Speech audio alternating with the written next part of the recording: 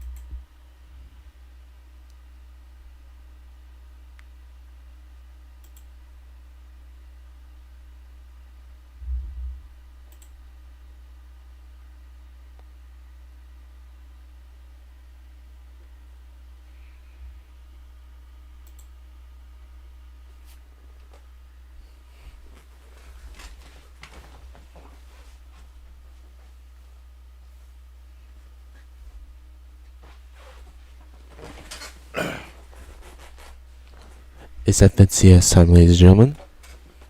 Let me just check if everything's working correctly.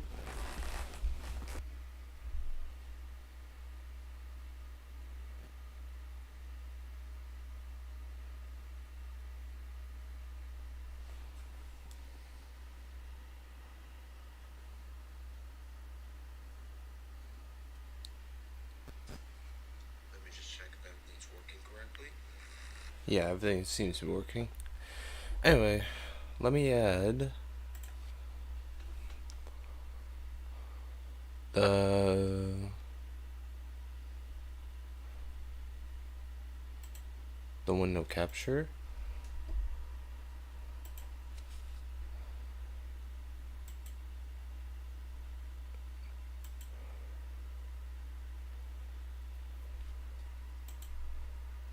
Just so we can see, let me move it.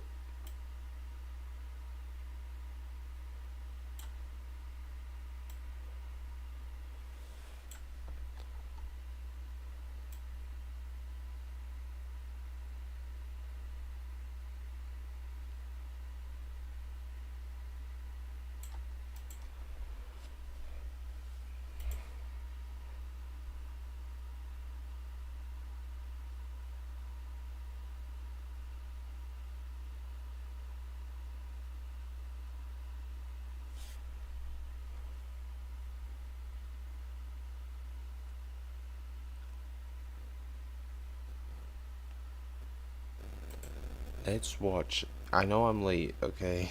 Listen.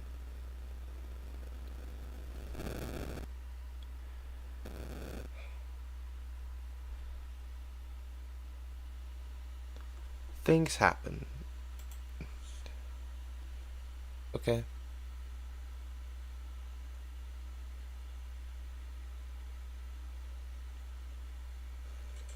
Let's watch. I know I'm late.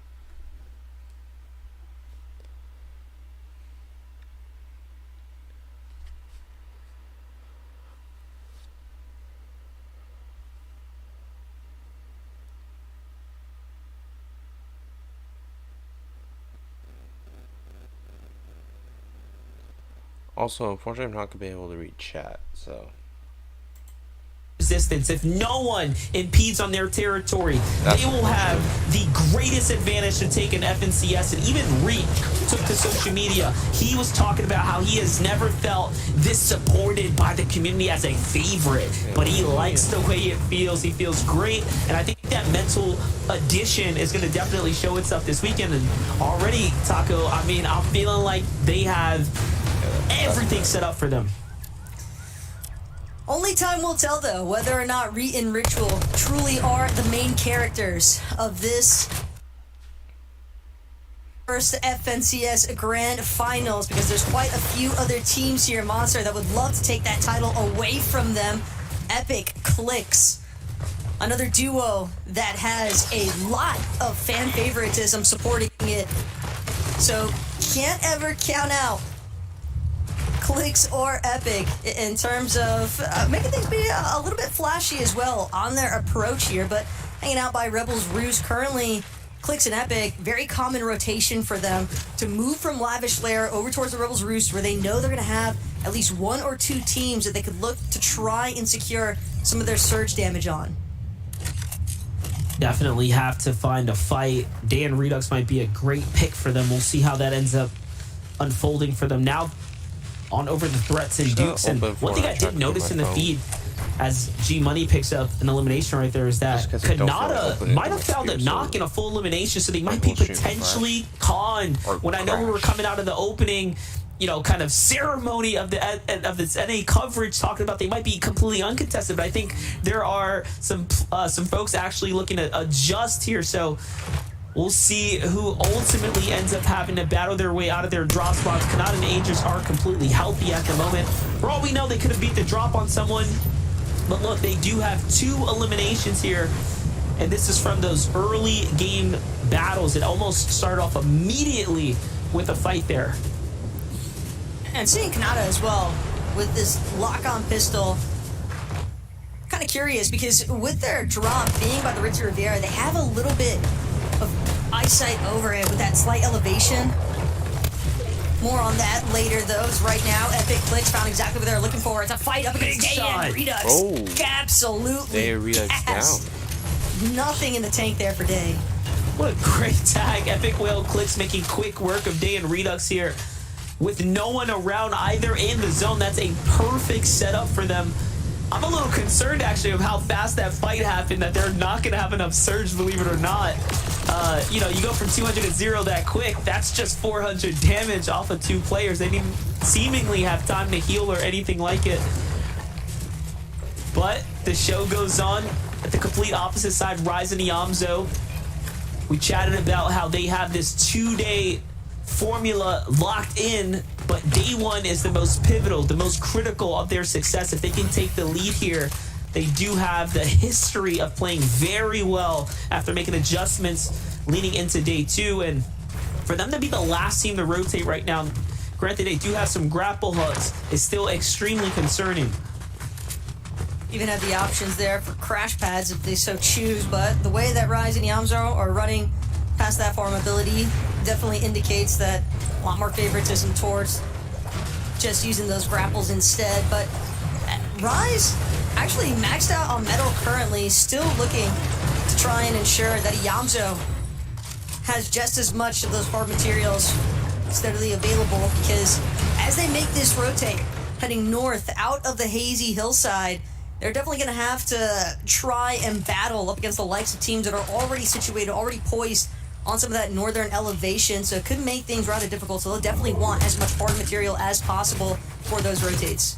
Yeah, very important to single out the fact that they are putting that much emphasis. They're willing to trade out positioning for better, high-grade material.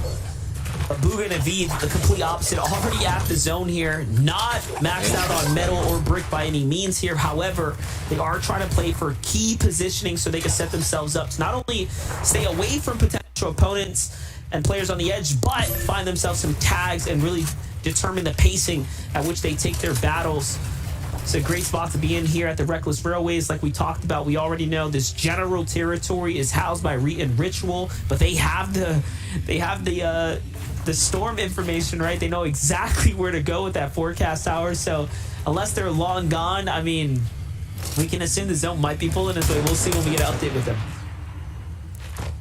The other thing that Bugha and Aviv are likely going to be keeping an eye out for, as well as honestly every single team participating in this Grand Lobby MDF, is the fact that these combat caches, I think with these new surge changes having been implemented, probably expect more players to try and get aggressive with those caches. I know oftentimes you won't necessarily see teams too head-on ready to aggress, but it's not just the material having that max metal, but just having the opportunity, generating the opportunity to get some surge tags online, such as what Muzz and Paper are lying in wait by the bush, Necco balls, just the wrong neighborhood, man, and that's part of the play that's involved for the Grands weekend. Muzz, Paper just, again, creating their own opportunity.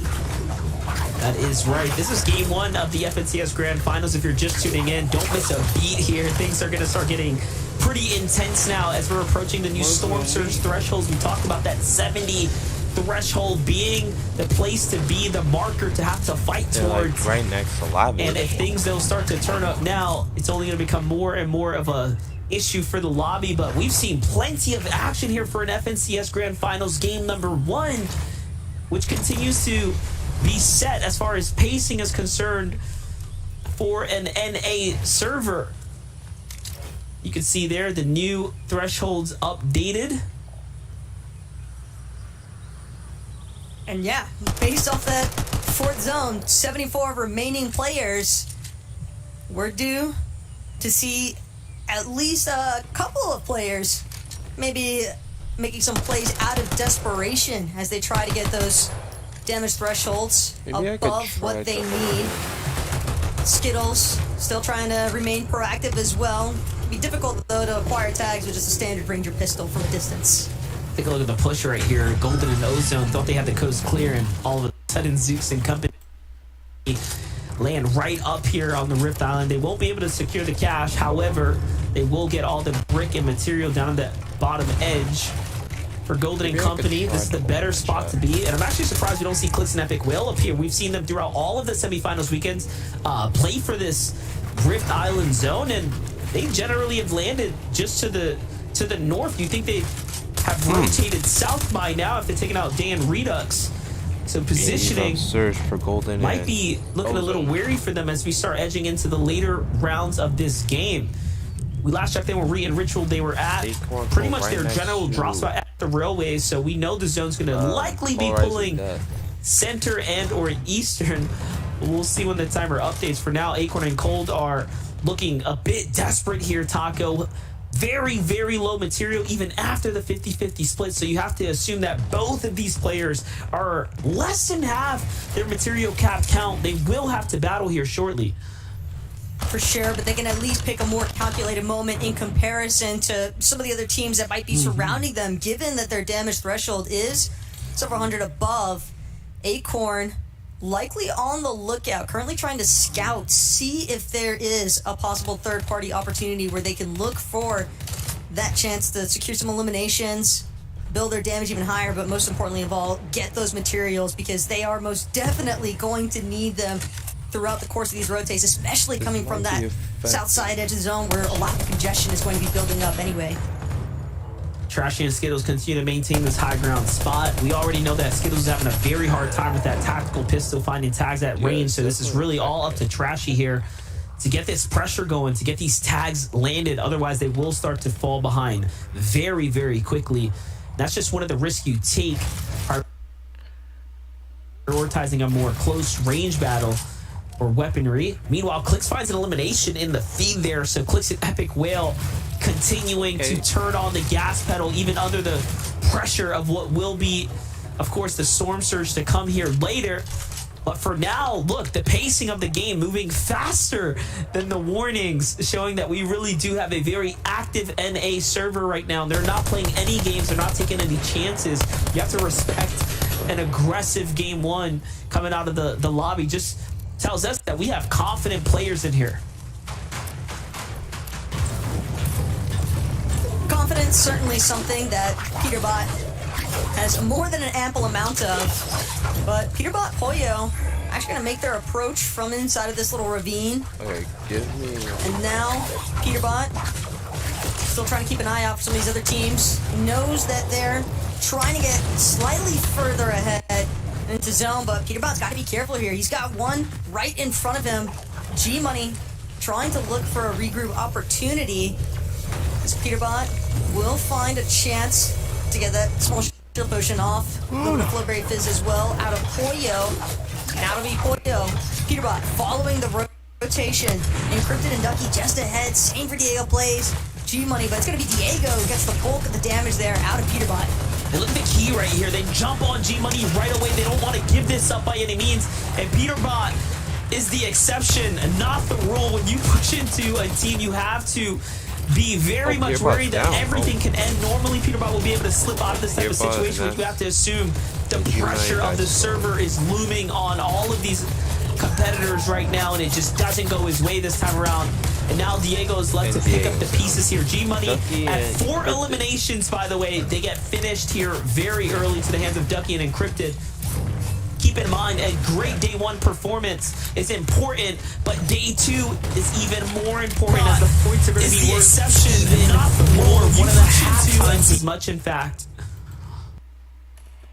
Sorry, guys, I need to mute this.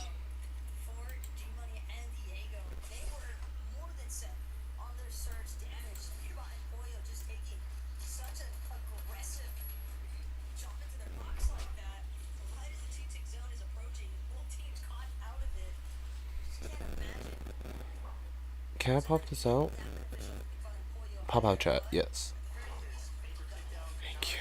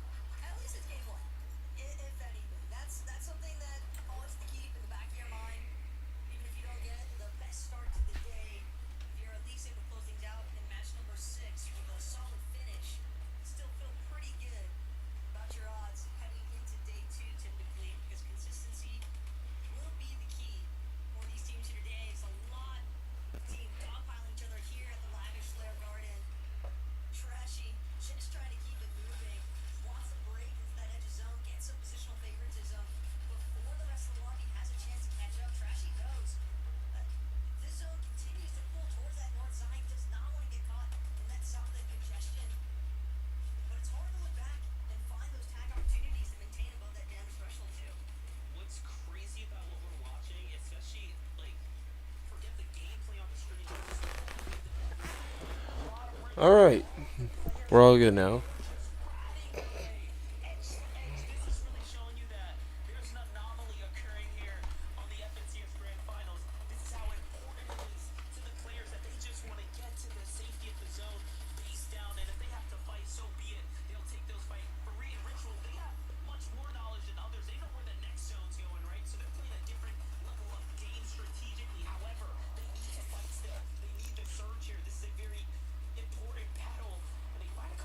Yikes.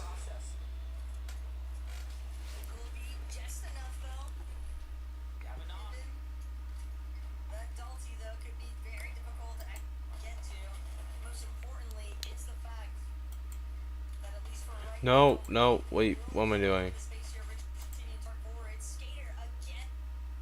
What just happened?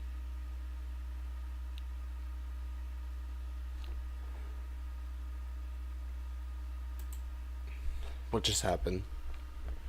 Shore mission, shore mission.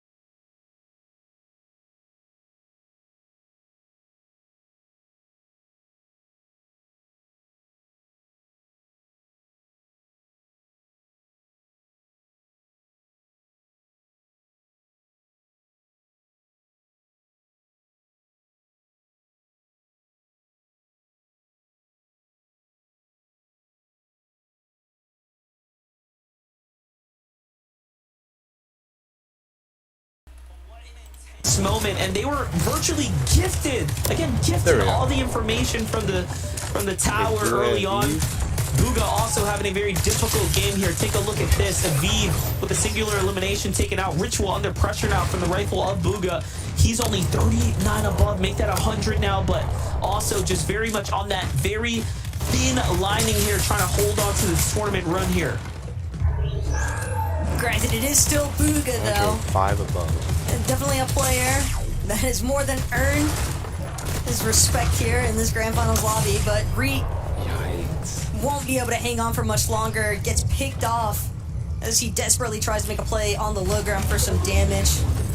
That's going to be the end of his Lobby 1 run, but Bila up top here with Quanti.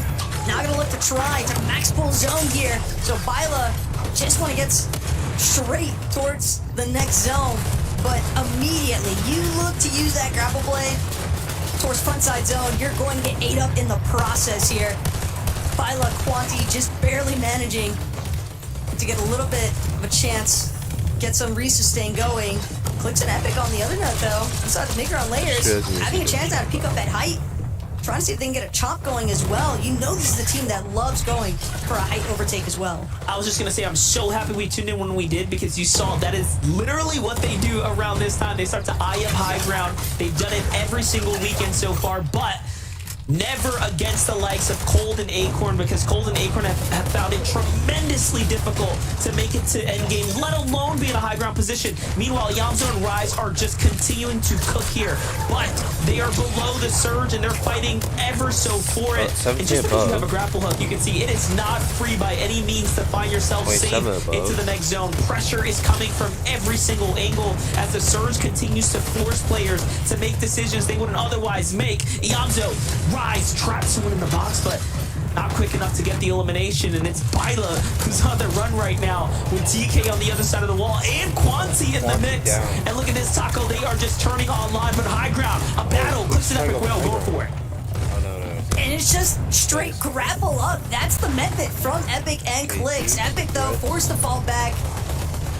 Seems his damage a little bit too much to continue trying to hold height there for the time being. Duke threats more or less the same boat. Also try to look for a little bit of a height challenge here. Now Duke forced trying to use his med kit, but using the med kit also means that he can't be moving directly behind threats. So this team wants to be careful, doesn't want to get too split here as the zone continues to pull across the course of Lavish Lair.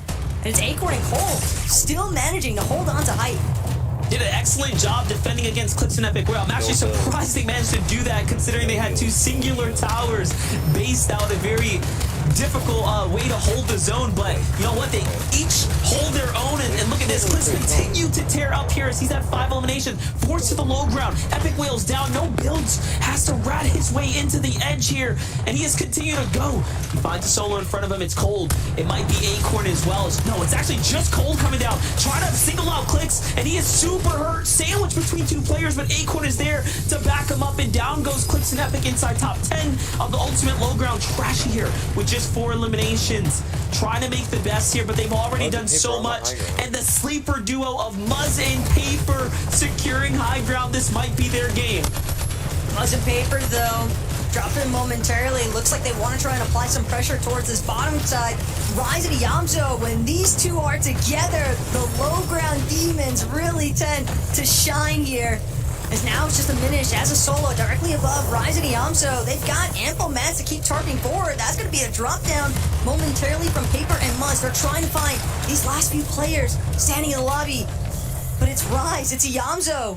Still continuing to control the low ground. Acorn in the back, he's just trying to go for the heal off. He's just going for placement points right now, but one thing is clear. Rise and Yamzo are closing in on 10 eliminations, and we've seen game 1 wins with 10 elims back to back to back, but Acorn is that wild factor as he snipes up the high ground here. Rise and Yamzo get taken out to the hands of Muzz and Paper. Paper jumps down and goes for it all, and in the end, Muzz is the one who is still standing. It seems like Muzz and Paper did just enough to take that first game there. And that's incredibly close, by the way. For a moment there, it looked as though there was going to be an upset opportunity. Yeah, but sometimes that's just the way the cookie crumbles. we've seen a lot of trades, actually. It'd be not a surprise to me if that was a very much fair trade and Acorn potentially took it. Who knows at this point? But take a look from the other perspective. Paper and Muzz had the determination to win this game, and I wanted to call them out a little bit sooner. I love the fact they were rotating a little bit later instead of immediately grapple hooking in, and it seems like that was the key to success here, as at the very end, they ride the storm out. Take a look. Muzz is in the back lines, healing, and on the front lines, we have the exchange happening out there. And Muzz gets the elim 6-1, and that's 7 eliminations for Paper and Muzz there. And Paper and Muzz, this is a team that you can definitely expect some pretty big things out of MDF, but definitely a very strategical play there from the two of them. We've seen just how aggressive this lobby already is, though, for our first match of the day, Monster. So can't wait to see what Zeke and the analysts might have been able to take away from this one. The only thing I have to take away is action. Wow. NA Game 1 of the Grand Finals delivers. I cannot believe how that all unfolded. Acorn, we're going to talk about him in a second. I want to start with Muzz and Paper, of course. My gosh, to start the competition with the victory royale and to take the fight to Iamzo and Rise in the manner that they did, this is a statement. Yeah, I don't even know really what happened towards the end of that game there. I mean, Acorn and Cold looked like they were solid up on the high ground. They were able to defend Clix and Epic well, and then all of a sudden we look away for about 5 seconds, and it's Paper and Muzz up on the high ground. What a way for them to actually secure that high ground, have the med kits to close the game out. So clutch. And it wasn't just Clix and Epic Whale that they defended high ground against. It was Duke and Threats as well. And I think once they had to go up against both duos, Cold and Acorn decided to drop down low. I'm sure they used up some. Alright, so after that, I'm going to show you guys top 10. Even though it's reversed. But you guys can't even see that. But basically we have top from 10th to 1st, we have Dukes and Threats, Kwani and Bila, Solve's team, Clix and Epic Whale, Skills and Trashy, Acorn and Cold, Cam and Aminish, Bacon and TK, Iamzo Rise, and Muzz Paper so far.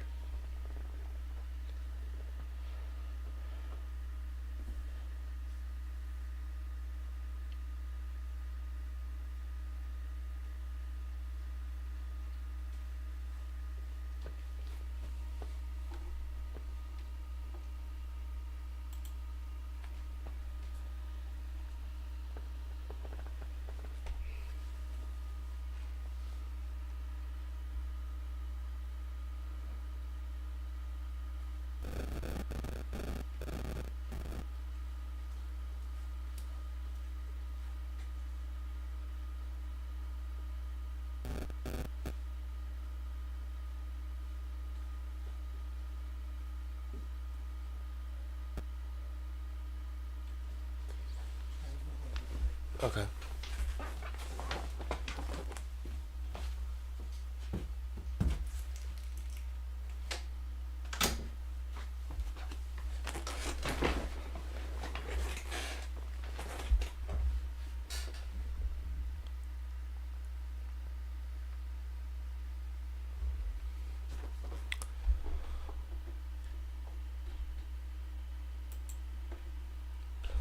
For yourself, Acorn, but Acorn said second place, no problem.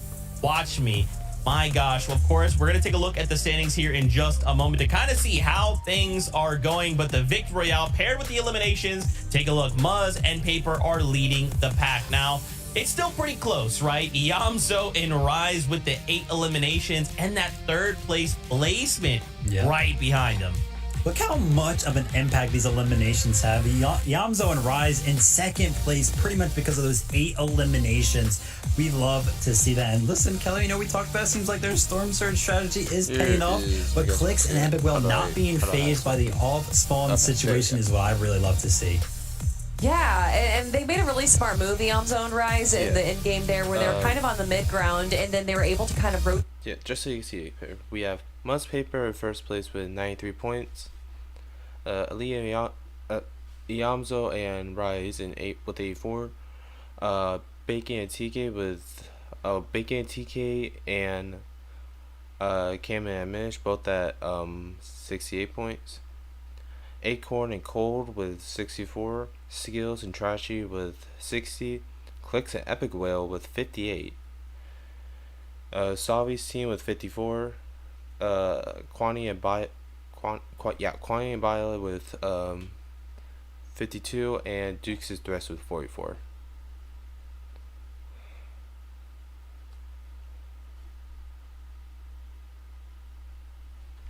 So yeah.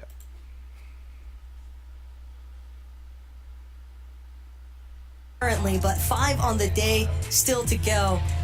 It's going to be a lot, but I think it's something you can definitely power through.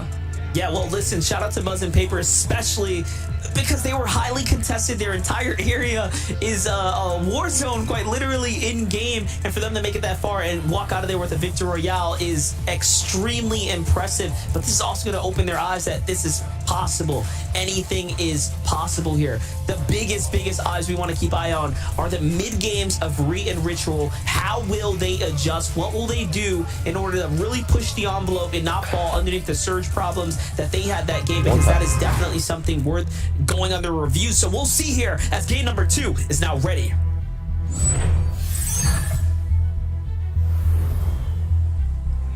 Here we have it, Taco. Game 2 is here. Right. And we wanted to talk about potential contested battles, potential fights that are happening. We already saw Kanata and Agers have an early game engagement. It seems like Cooper and Miro have a difficult time happening here up against Sinetto and Veer. Sinetto and Veer challenging the likes.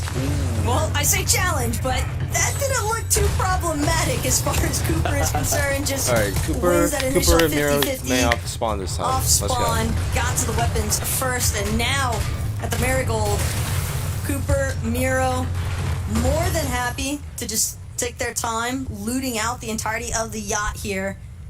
Same story can't be said though for Baka. No eyes on Pars. Have to assume that this has been a 1-for-1 trade so far. Aaron not going to look for the revive opportunity just yet. Wants to see if he can get this wraparound instead onto Baka. Take advantage of some of those chuck barrels. And now trying to close in onto Baka. But again, early enough, Baka can still make the recovery for Pars off a reboot vent if he wins this initial engagement. Game number 1 did not go the way of Baka and Pars. Game number 2 though, Baka trying to get aggressive here. Now trying to force his way into Aaron's box, but Aaron just so wisely utilizing this building over by the Reclaim Villa to keep himself safe for the time being. But Baka again, just overhead. And he needs to win off this engagement, MDF. He wants to actually start out the match this time playing through as a duo. Yeah, but smartly and wisely backs off here to get a little bit more material. Aaron snipes up what gets, spawned out of his teammate's body as well, along with the card. And look at this Baka with the ambush play up above here. A little sneaky, but he's completely out of mass. Has to edit his way down, and it's another great spot for him to be in here. All in all, there's a couple of ways that he could play this out. But we might be seeing the story flip to the other side of the shoe here now, as again, Cooper and Miro actually were one of the first teams eliminated last game. Baka and Pars as well.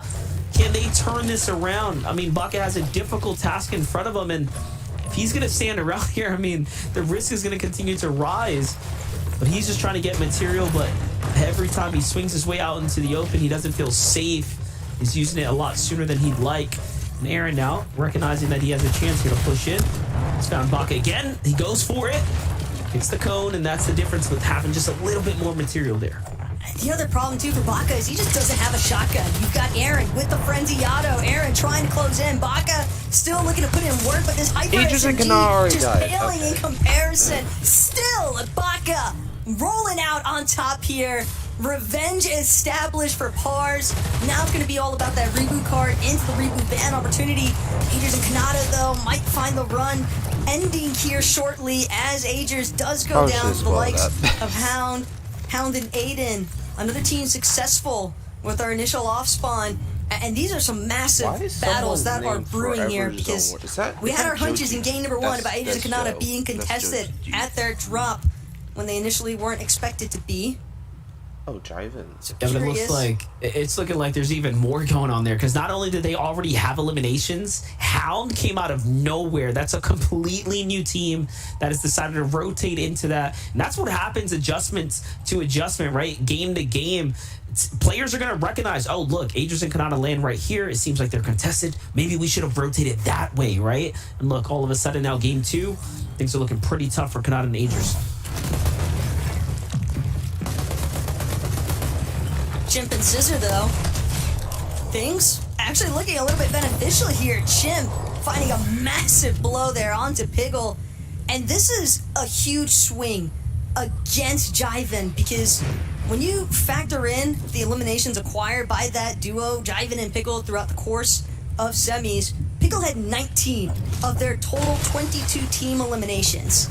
So it's going to be quite the uphill journey for Jiven to recover this one.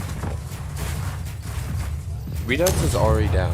Last time we tuned in with Dan Redux, they were taken out early on by the hands of Epic Whale and Clix. This time it's Xpawn and Mew who take the fight here. Day, his back is against the wall. Can he earn any points here for the second game? It's not looking too hot as Xpawn has a huge HP lead at the moment. Day left to run here, scrambling for any scrap of resource. And Mew still has his down teammate there too, and this might be the mistake of the push here. He's given Day enough time to already start to regenerate some more shield, and Day does have a med kit here, but look at the piece up from Xpawn. It's looking great.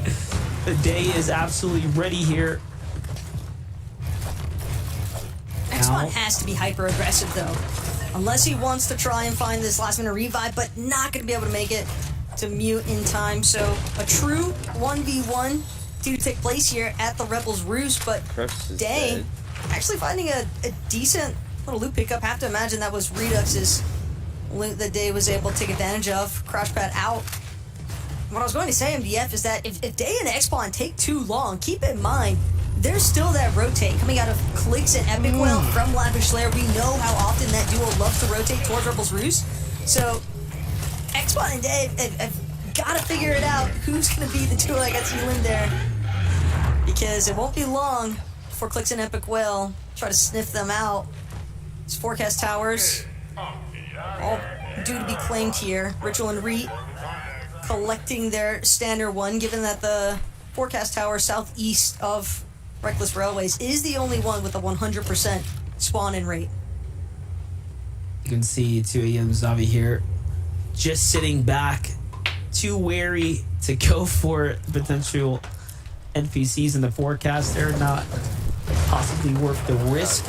He weighs his options. Batman Booga and Rapid on the other side continue to be contested on their drop, and now have seemingly picked up an elimination, but they have more to worry about here. As not only is there a solo nearby, but there's a team lurking, looking down from up above. It's Bryce, it's Chubbs, who were also equally contested there, and it seems like although they won their fight, Bryce tries to come here to the hillside to play for a pickup, and there's still too many players lurking about. That's the issue. You've got the likes of Batman Booga and Rapid rotating to Hazy Hillside from their drop at Research Rock. And actually, it's Yamzo and Rise who are looking in, ready to fight for the zone here. Not too surprising, though, when you factor in Yamzo and Rise dropping over by Lil Villa. They definitely have access towards trying to find third party or even just damage opportunities. Rapid, though, gonna run straight into Yamzo's bush. It's Rapid forced into a handful of panic builds now, but does regain some control of the situation. Does still have his duo directly next to him. With Rise and Yamzo look to try and create some space, move off to a separate hill here by the Hazy Hillside. And that's going to default Rapid and Batman Booga to actually go down the hill face. make sure they get out of the line of sight there from Rise and Yamzo on their rotate. Get an update with Clix and Epic Whale here. I would love an update on Muzz and Paper potentially as well, as we see our elimination point leaders and our overall placement point leaders are all sitting up at the top. All right. Take a look here. Speaking about that top 10, our 8th place, Sovzi has been already dropped and taken out here.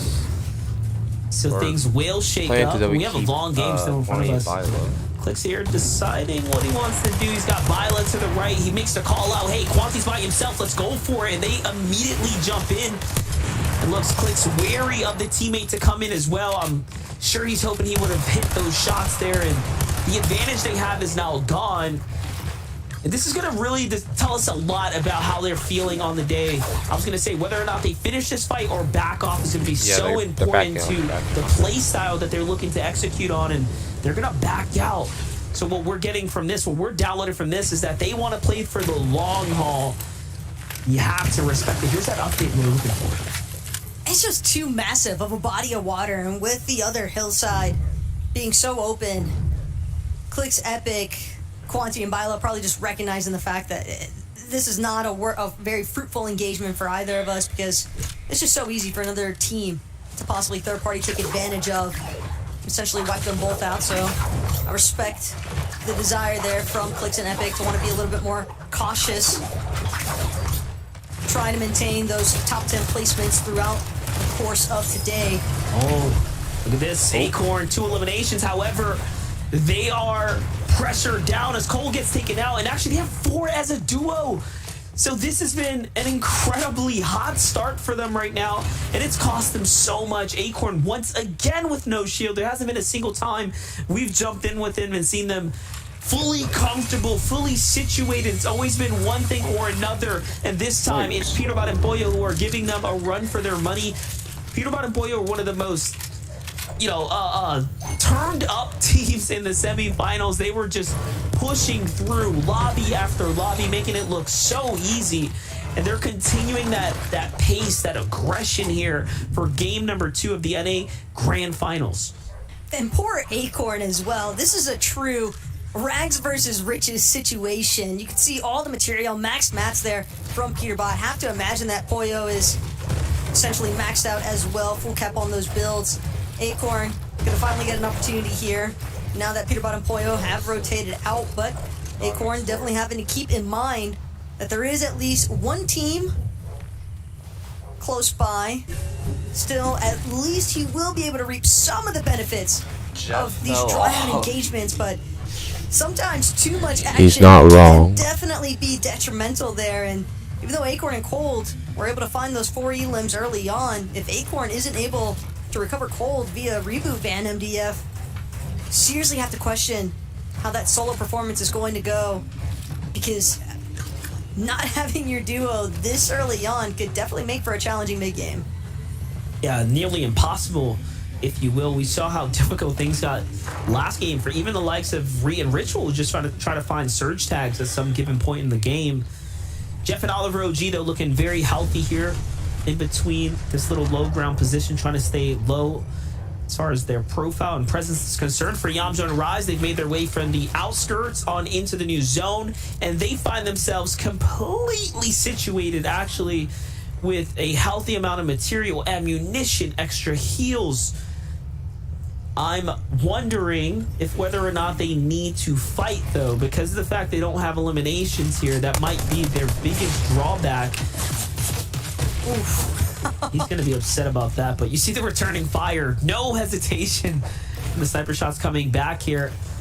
But hey, Taco, look, we have activity everywhere. Even Clix lighting up the feed. Let's take a look at that elimination. Can't say it's too surprising. Clix with the Mythic Frenzy just completely running down Freeze.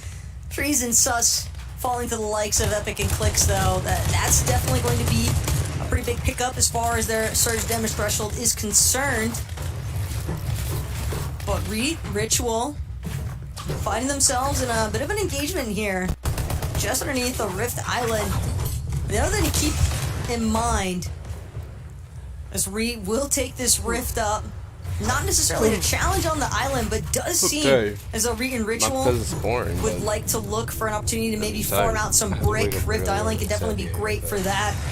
Even if there are other teams contesting it, you just look to try and trade damage. As long as you don't find yourself getting knocked or fully limbed in the process. Acorn and Cold, though. Acorn's rescue mission, a success, as Cold is back up and running, but they are so far south of where the zone is at. Refarming materials, Monster, on top of making that rotation in the first place, where every other team is going to have priority positioning over you. Quite the battle remains still for Acorn and Cold in this one. And no grapple hook either, just worth mentioning. It's going to be a long while before they get to the safety. You can see that's actually them here, moving up from the flank of Duke. Little do they know, there's a lot of attention looking this way as teams are hunting for Duke, so they do have to be very careful here with how they enter into the zone. And I think they're picking up what we're putting down here as they're starting to edge their way around the outskirts. So for Duke, though, you have to assume things went terribly wrong here because he has quite the loadout. A loadout that should not be one to where you'll be missing a teammate here. So with threats being eliminated, he too is going to have to probably play into the zone right now to play for a pickup. He surely has the heals and the sustainability to go the distance.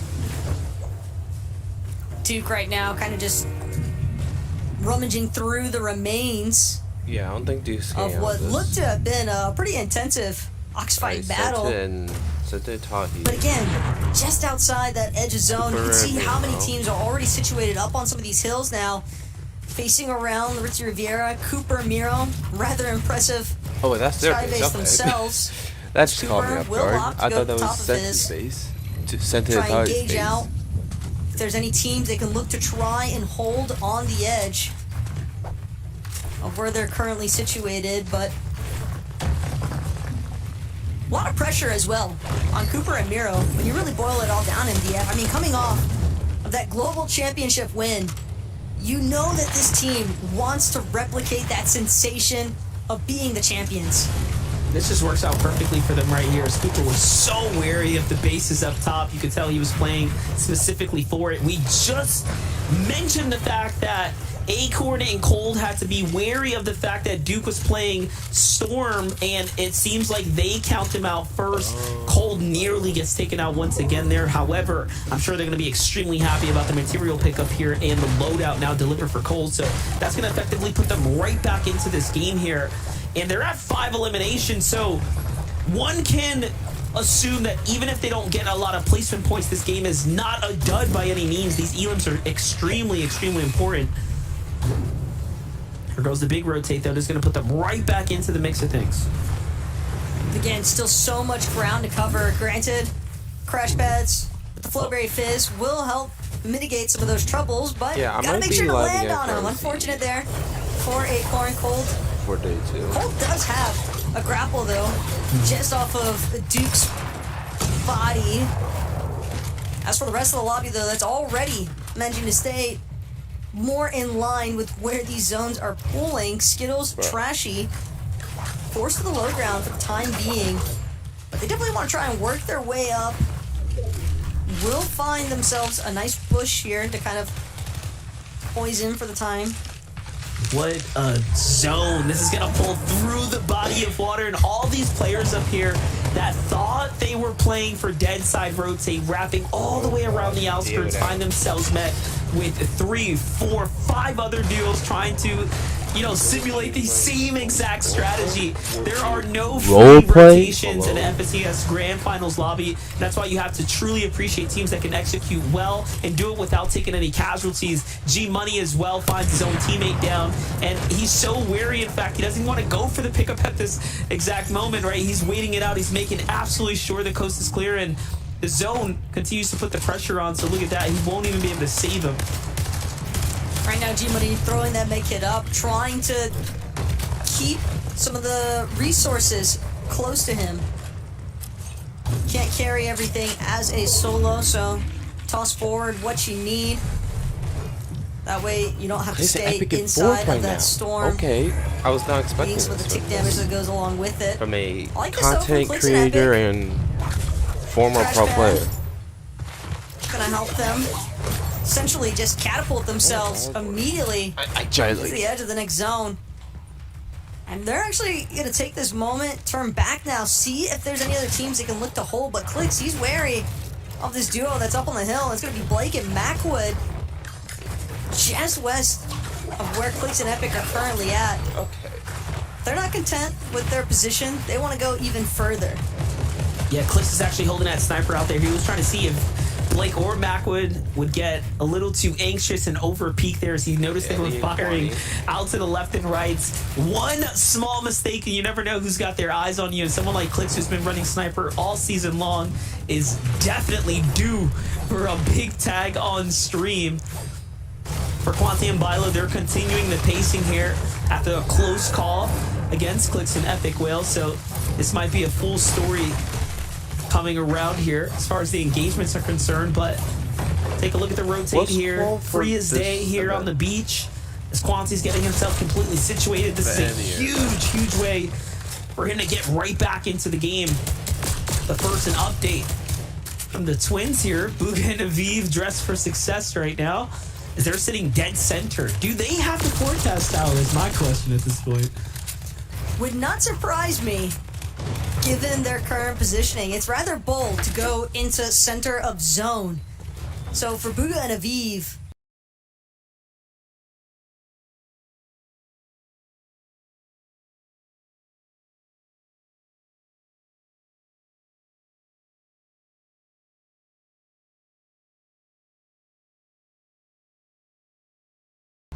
well above.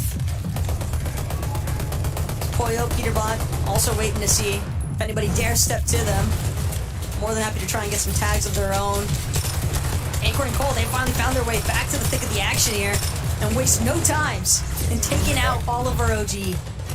Not only that, they secure the loot. Most importantly, they get to pick up all of that loot there. Reed and Ritual was sitting right up above them, but I don't believe there was any resistance there as Reed actually gets knocked to the hands of Rise here. What happened? They were rotating. How do you get a knock in the middle of a rotation is a question to be answered for a later time. However, Ritual will get the pickup. Rise contemplating whether or not it's worth pushing into, and he's going to investigate, but no luck there. He's a little too late to the party. And Rise has to play this one out by himself right now. Now, with 25 duos remaining in the game here, he is just now getting to the point where placement points will start to add up. Iamzo and Rise did a lot of damage to get this far here, so they'll be comfortable for a second, but Cooper and Miro edging their way up underneath the bases of Reed and Ritual and Muzz and Paper next door. Keep your eyes on the field for that potential clash. Muzz and Paper is the main one to keep an eye out for. They're on the same exact layer as Rise as well. So definitely a solid chance that they might even just run directly into him from going forward. And I think that's why we see Rise now opting to try and crank up, but Muzz, Paper are all too quick with it. They're going to go for the instantaneous chop. They've got their eyes set on height. They want to be the first ones to strike. They're not going to let Rise hold this high ground, especially not if they're able to account for the fact that he's a solo, if they've been able to keep tabs on that Elim feed. No way to really tell just yet, but as the zone continues to pool, Rise, he's at least got a little bit above the damage threshold, so as a solo, he's probably going to want to wait for all these teams to rotate first and then just try to sneak on by and try to hang out through the backside of the zone. But look at the aggression. He knows that he needs a refresh here. He knows he has to make a big play. He jumps into the box, gets the finish, gets the material, and now he has an actual chance here. Not only that, with the clean escape, breaks out the side with the grapple hook. This is a player that is willing to fight for it and to put it all on the line, but no, little too soon, too early with the rotate to the front side of zone, as positioning is of course key, and he finds the lobby looking right at him. Wow. What is this though? A huge find is gonna put him right back in the game for a second. All right, we're back. Somebody's got just like a little burrow hoisted up in the middle of nowhere. He doesn't trust it. He's definitely wary, but it doesn't matter. The loot has already been secured. And despite having been heavily punished for that maneuver where he tries to grapple to frontside low, no surprise that the entire lobby would look at Rise in the process. It's just incredible stuff that he didn't get knocked. Just like how Muzz fell shortly. Paper trying to keep things going, but he's not going to have a chance to revive Muzz. Simply too far in here. He's going to have to leave his duo behind. Don't even think he had a chance to collect any of the materials left over from Muzz. Now Paper knows he's just got to get ahead of where this zone pool is going. He was just a couple moments away from being able to secure that loot, but he finds a new body instead. And there goes the material a little bit, but the material he needed nonetheless there. And Paper is right back into this game here. And we called it. We knew Miro and Cooper were eyeing them up. But look at high ground. Clix and Epic Whale once again going for a high ground retake here. Okay. This is the second game in a row now. So bold and accurately actually managed to take this high ground this time around. And it is theirs for the time being. But Clix doesn't have a lot of material. So he has to turn and burn on the lobby. Although he has limited medium ammo, he has so much light ammo to work with on the low ground. Cole and Acorn from the depths coming back into the game here against all odds now are at 6 eliminations, front side of low ground zone. Arguably some of the pioneers of this type of play style in motion in endgame right now. Aviv and Bugha, though, looking to give the low ground a little bit of a challenge here. Aviv, Bugha, likely also going to opt for a high ground take if their chance arises. But inside the depths of the congestion, inside of some of these lower layers, Clix, Epic, they'll be picked off. Because Ritual now look to try and overtake front side low. Cooper and Miro directly next to them is also targeting through front side low. Peterbot and Pollo, though, not trying to let anybody have fun underneath them. They've got so much suppressive fire going into these low ground builds. Worth noting, Paper is still alive as well in the zone. He makes it well into the top 10 now for another game. Absolutely incredible as he was by himself and he falls to the hands of Miro, of Cooper, who, by the way, we're taken out from 45th in game number 1. Here for game 2, they're fighting their way all the way back into the top 10 and plenty of eliminations to boot for it, to show for it as well. Boyo and Peterbot making up for this time too. Finds Chimp here on the high ground, and this is all but their game to lose at this point, as they have all of the momentum here in their favor. Can't ever count out Aviv and Bugha, though. Aviv with that Frenzy Yado, gonna make quick work of Scissor. Will manage to pick up the material, but at the expense of his white HP, at least the Flowberry Fizz will get Aviv back to full shield. Aviv and Bugha now just trying to tarp directly underneath Peterbot and Pollo. Behind Peterbot, though, he spots out Cooper, who's trying to play spoiler to the high ground. Minimal chop, but it's gonna be Peterbot, Pollo challenging Bugha, Aviv. Aviv knocked inside the bush. Peterbot, Pollo, they know it's just them versus Bugha. Bugha can't make it happen this time. Peterbot, Pollo finding the victory royale here, match number 2. It's almost like Peterbot had X-ray vision. He just pre-fires the bush. He says, you know what, Bugha, there's only so many places you could be, and he does not miss finding the wonderful tag there to close the game out. And just like that, it was only a matter of time before Bugha, Aviv, Cooper, Miro, and all the other big dogs make their way into the next game and into the end game, most importantly. And look at that. The favorites are up at the top now. Definitely looking very chaotic, though. Neither the low ground or the high ground were ever really all that safe or confirmed. It wasn't until really that final moving zone that we see Pollo and Peterbot finally managing to overtake on height. And yeah, Aviv getting knocked inside the bush. Realistically, there's only one spot that Bugha is going to look to try and hide out in to turn this in his favor. But a 1 versus 2 up against Peterbot and Pollo, I mean, come on, MDF.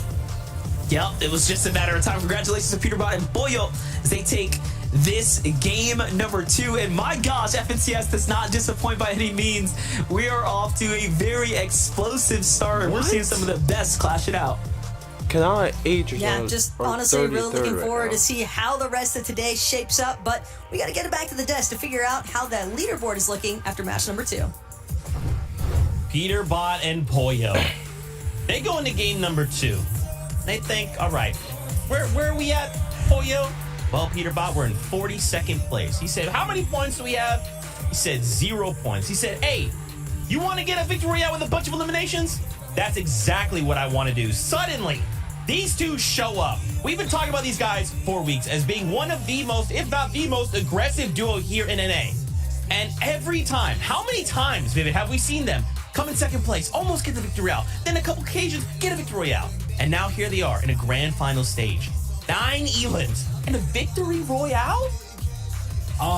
Yeah, I mean, there they are. There's Peterbot and Pollo, right? This is why they are favorites by some people to actually go ahead and win this FNCS. But the big question mark, the big thing holding them back on a lot of prediction lists was the possibility of being contested. And as we've seen after these first 2 games, Kelly, it looks like that is not the case at all. Peterbot and Pollo are officially off of the leash and are allowed to just rain chaos on the rest of the lobby mechanically. I mean, Pollo, look at this. I mean, the reaction time, instantly being aware of just anything that might come his way. That's why this duo is so good, because individually, they're the best. Without a doubt, they are mechanically 2 of the best players in the world, not just in North America. And to see them be able to claim high ground and a late high ground, which definitely seems to be the strategy for success here, and then use that to their advantage. And I love just how this ended off. Of course, Peterbot and Bugha are, well known to each other. And to have him take Aviv and Bugha down in the final moments there probably feels good for Peterbot. And we saw them in game 1 grab the forecast tower. I can only imagine in game 2 they were able to claim the forecast tower as well. And if they weren't, then props to them, because they definitely seem to know exactly where the zone was going. Just a master for control in that last game, right? Allowing and dictating. Lobby, you are allowed to do these things, and we will control height.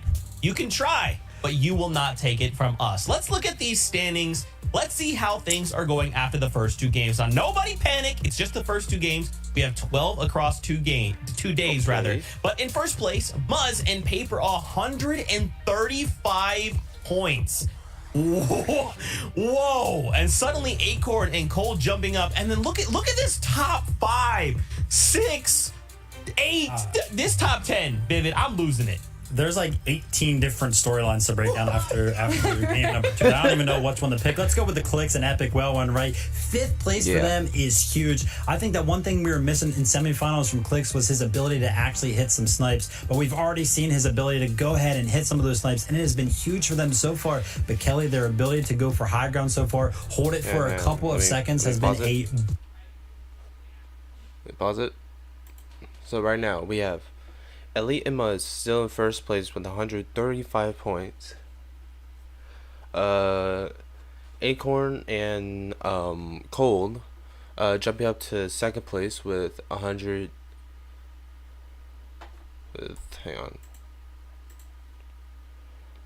With 128 points.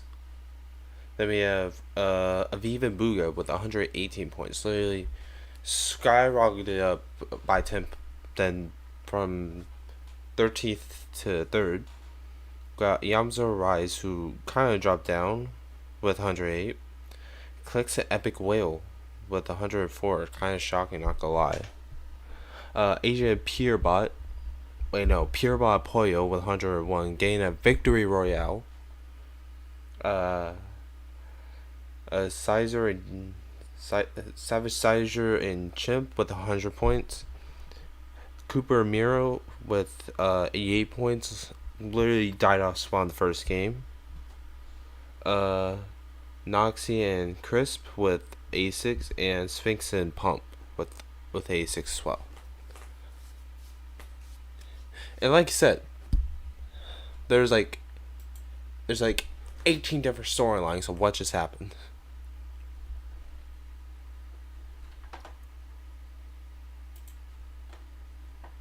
And scratching something out and then putting it in there into the universe. Absolute luck. And although a lot of this does come down to ability, there is some element of luck that comes into winning these games. And Rise just had that in spades, holding down. And honestly, this is where he shows that it's not just luck as to why he was able to survive for so long. I'm just impressed, dude. This has just been 2 games. Again, we have 4 more on the day, and NA is showing we are here to play. That's why we have an accolade like Global Champions. That's right, we do. NA. I'm sorry, I just love the rivalry EU versus NA. But anyway, we're getting closer to starting game number 3 on the day with 4 more games. What is going to happen? What duo could have an explosive game like we just saw? Let's get ready to jump back into it. I want to watch more games, and I know you do too. So, casters, on over to you.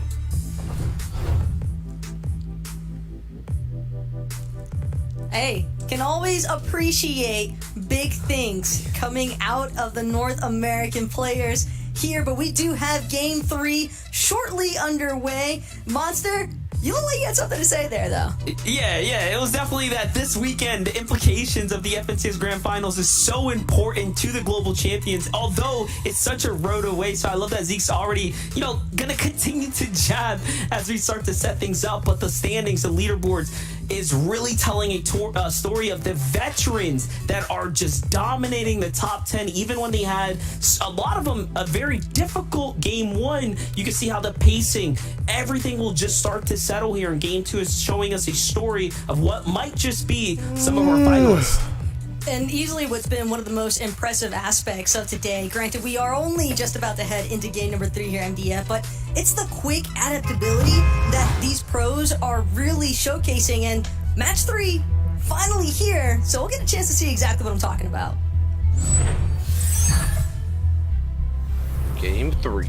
Well, Taco, we get to talk about it. We get to see it all unfold here, especially as we likely will tune in with more of a contested early game. So last game, say right now, early on, Miro and Cooper were highly contested, but they finished the threat quickly. It wasn't the same for game number 1. Poyo and Peterbot, too, have a bit of resistance here at their draw spot. So you can tell, although they're having a great tournament run so far, it's not completely free, right? Not completely free, but nothing ever is. Cooper and Miro, on the other hand, trying to make quick work of Sanito and Veer. We saw just how rapidly Cooper was able to end the run here for Sanito and Veer in match number 2. Now Cooper next to Miro. They're just going to keep breaking on down. They want the immediate challenge up against the likes of Veer and Sanito. But they also want to make sure that they're getting proper materials online as well. Sanito and Veer are actually going to recognize the fact they were just beat to the punch. The drop just not good enough, and rather than find themselves elimed at the hands of Cooper, they're just going to opt to launch pad away instead. One of the benefits here at the Marigold. But as far as that reference towards a pro's adaptability, what I mean by that, MDF, is when you think about how recently these new surge thresholds were actually they're in 33rd place right now, implemented, and just seeing how quickly these pros are making sure to adapt towards that. It is no easy means, as is playing out a grand set lobby, trying to get your surge damage online. So when the stakes are raised even higher, and things are much more aggressive at the start here, it's just impressive stuff to see. Yeah, and it couldn't be more clear. We've seen so many instances already in game 1 and game 2 that really showcase the difference between your average, casual, even ranked arena game versus FNCS finalists, and the way they maneuver, the way they play the map and position themselves on the outskirts. That last game, number 2, had so many teams early on what arguably would be a dead side, playerless zone, an area, but not in an FNCS Grand Finals lobby. There's going to be players every single which way you go. There's going to be players that are trying to, play a type of strategy that likely will mirror your own, and we're going to see that time and time again.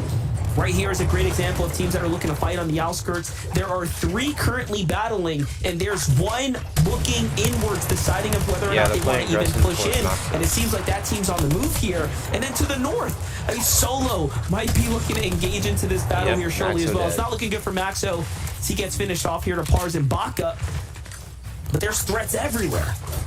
This is big, though, did you guys for know Pars and that Baka. I only went to over here Pars' on the YouTube far channel? west side of the map. He only has 90 subscribers. A lot of sticky situations, and not every single one of them necessarily going their way. This match, though, Pars and Baka at least off to a pretty hot start there with those 2 eliminations. Veer and Sanito found themselves. They left Cooper and Miro alone just to run into Kanata and Agers instead. Pick your poison sort of ordeal here if you are Sanito and Veer, but they're hoping to turn this one in their favor. Kanata and Agers, though, well aware of the fact that they've got a little bit of competition here at their drop. But for Veer and Sanito, having been forced off of the Marigold, now into an area where, sure, you've got familiarity with the map, but that doesn't necessarily mean you know it as well as Kanata and Agers probably do, since it's where they've been dropping all season long. And things only continue to pick up here as Sigma, no Vorteca at the Classy Courts. He's just trying to escape. Just trying to survive right now. That's what the name of the game is going to be here for teams that have had a struggle to game 1 and game 2. And like we continue to mention, day 1 is, of course, important to setting up your foundation for becoming the champion of the first FNCS, of the year. However, day 2 is so much more important to perform even better or just as good, because the points are worth 1.5 times as much. It's almost like not necessarily a comeback mechanic, but a true mechanic to solidify the momentum if you can keep it. Looking at the standings here, Peterbot and Boyer are leading here in 6th so far. All in all, one of the first teams to crack that triple-digit point. And Cam and Aminish, another team that we haven't covered too much of or really have spoke about their strategy, have seemingly found themselves in a very consistent flow so far. Yeah, Cam and Aminish just waiting things out for these Legion Tower grunts to spawn in so they can look to try and secure that forecast key card. But for Peterbot and Pollo, I saw Baka and Pars off on the horizon, but almost expect that it's because of the fact Baka and Pars very likely going to challenge Peterbot and Pollo for the forecast tower that spawns a little bit east of Reclaim Villa. We'll have to wait and see, though, whether that hunch holds up, because Ritual and Reed, on the other hand, they've got forecast tower completely wide open. No one looking to challenge. Ritual and Reed just having a fully established base at this forecast tower. And gotta be excited to see what they're planning on doing.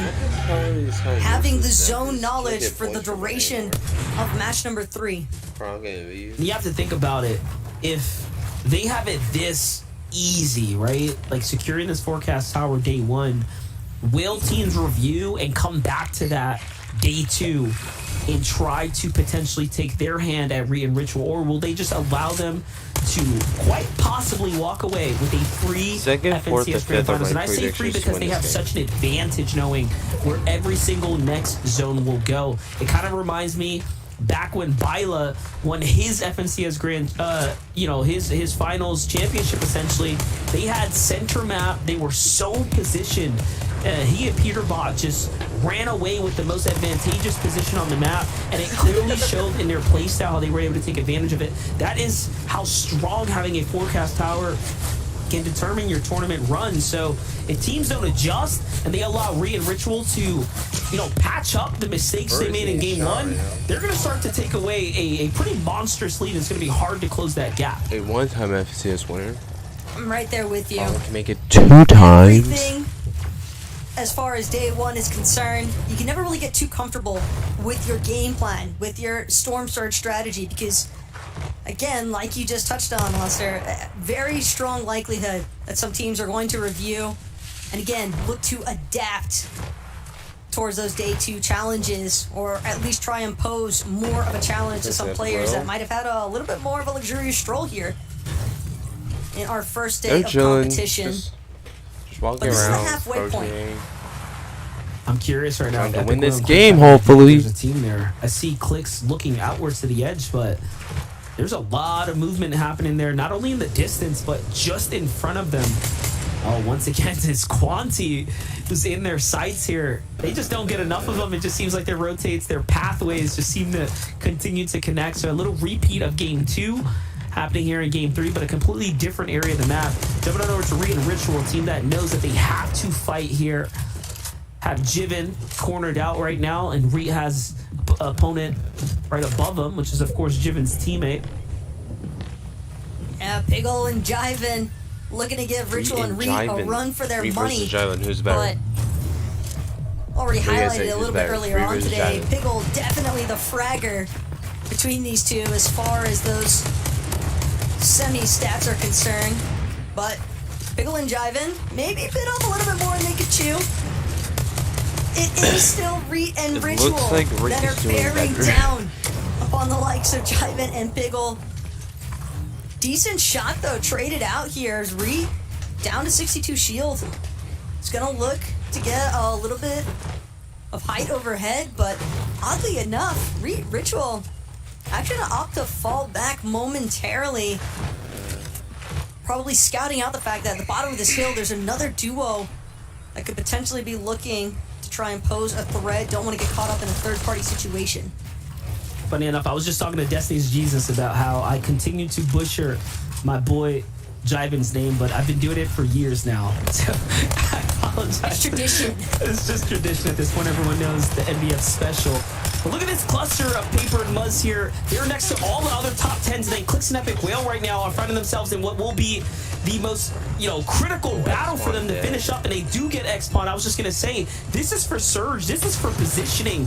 This is for getting themselves comfortable in the game, and you can tell that they really chose this battle wisely. Another time where they single out an individual and just full send on the singular player. They could have jumped on Quanti just a little bit ago. We just hinted at that. However, they decided not to fight Quanti and his duo and instead go for a more advantageous fight, and they find exactly just that. Epic Whale and Clix are honestly playing like an extremely top tier duo. This is very exciting to watch them continue to develop and catch their moments like this. Oh, what's even more impressive, though, What's about what Clix and Epic are accomplishing here today is you have to factor in this was a duo that didn't even get to practice the new Surge thresholds, because you have to remember when it was first optioned for a method of practice, it was in the duo cash cup, right? Clix and Epic, they didn't qual for that. And yet, still here today, they are showcasing that they were still able to develop a strategy aside from that being a problem, because so many players would love to get a little bit of set lobby practice. Even if it's not the grand set lobby, it's still set lobby practice, especially for such a massive change like the Surge thresholds having been impacted. So Clix and Epic, they've clearly got something figured out here, and it's working for them. We're just going to have to hope that this isn't a caster's curse building in the process. Well, so do Cooper and Miro here. They've jumped up roughly 45 spots from game 1 to game 2, putting themselves right up at the top of the totem pole here. They're in 8th here on the tournament standing so far as we start leading into game 3, and it's exciting to see them actually catch their footing. And same thing for Day and Redux, who were some of the first teams eliminated game 1 and game 2, and now they're actually starting to make their way into a mid-game.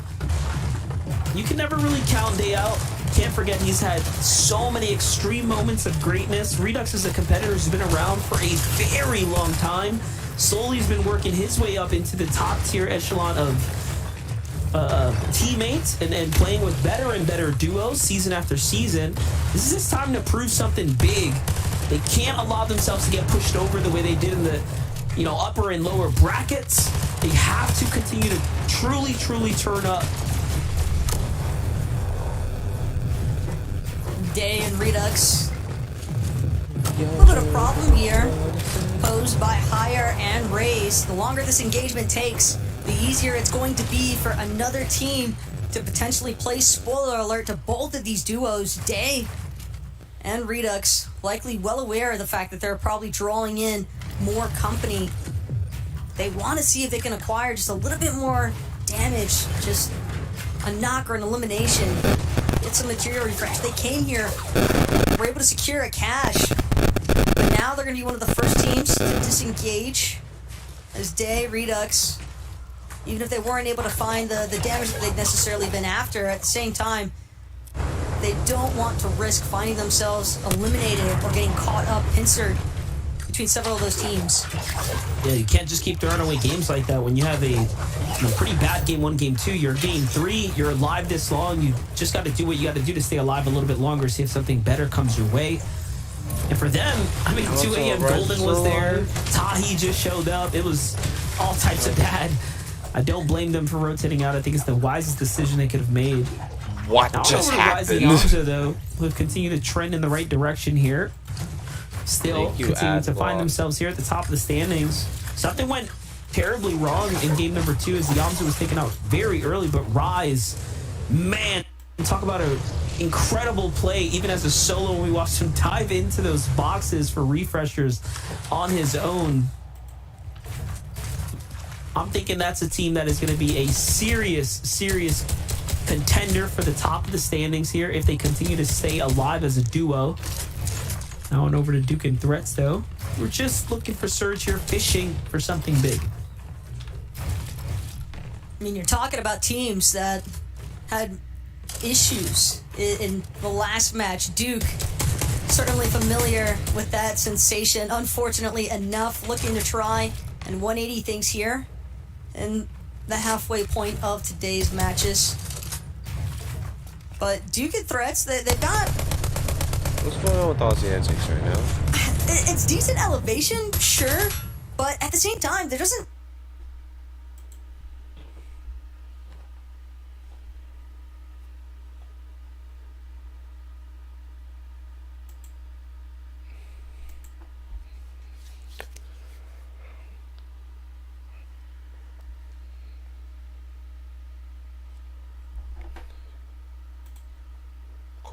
Cool internet.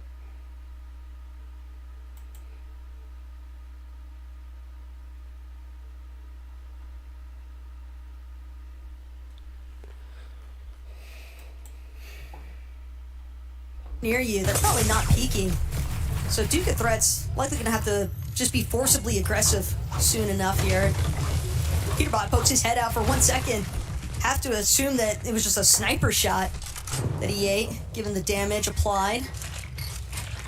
That 110 does not feel good. I just saw a huge elimination, too, happen in the feed where Ritual seemingly took on Cam. Don't forget, Cam and Aminish, sleeper duo, was sitting at the pretty highly, pretty respectably on the standing after those first two games. So to get a little update there shortly, but Cold and Acorn right now have Edgy and Tavern here just next door. So much history between Acorn, Edgy, and all the other teams that have accolades on the West, but nothing's going to turn out from this here. Hold up, little engagement here. Kanada died again. Kanada and Agers, though. It's going to be Veer coming out what on top. What is up with Kanada for this that season? one. But again, as things start to pick up, some of these teams rotating north, Reckless Railways, Kanada. recognize the fact there's going to be What a are little you bit of congestion doing? one more time, building up toward that south side. All these teams looking to escape Reckless Railways, potentially getting held up even by some of these players here on top of the Rift Island. Could be looking to take some shots downwards. Peterbot Pollo, they're actually below as far as their damage threshold is concerned. Probably won't be long here. That's why we see it's not desperation necessarily when it's Peterbot. He's always this aggressive, Okay. but he will get punished for it 33 below. when you go for those super direct challenges. Some surge active. It's 55 not below. always a guarantee that you're going to come out on top here. We just love to see, the history clash head-to-head here. Pollo, Peterbot, and then on the other side, Baila is Duke the team that's eliminating contesting G-Money. here alongside Quanti. All of these Higher teams, eliminate Redux. not only once in previous, of course, ex-teammates, but now on the other side of the fence going head-to-head, toe-to-toe. And just on the other side, you have Cooper and Miro listening to everything that's going down right now. What a dangerous Rift Island if we've ever seen one. And Peterbot and Pollo, little do they know, have their work cut out for them. They stick around here a little too long, and it's Miro and Cooper end up getting a fair share of the defense here from Pollo so far. Pollo. But the zone's revealed itself. They're definitely going to have to roll out of here shortly. It just seems like they don't want to be the first to go. The other problem, though, for Peterbot I and thought Pollo, it died. Okay, looking what's kind happening? of scarce there as far as his materials were concerned. Cold, getting pieced up, just using that grapple blade. Didn't get a chance to actually check the bush. And unfortunately, inside of the box, Edgy Tavern, from the bush to the box. It's kind of insane when you think of how fast they were able to break in the cold box there.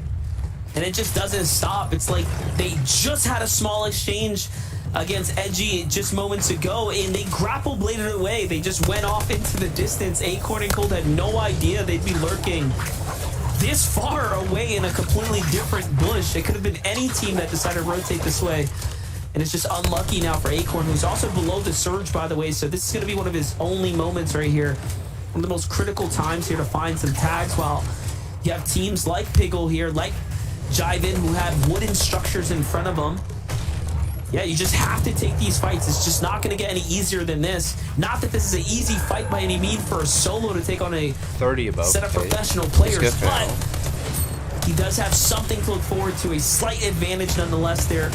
That's exactly what I'm talking about. The tags creep through the builds. The only thing Acorn's really got going for him is the fact that Jagveer definitely sandwiched next to his teammate LeBron. Between a solo in Acorn and a duo in Piggle and Jiven.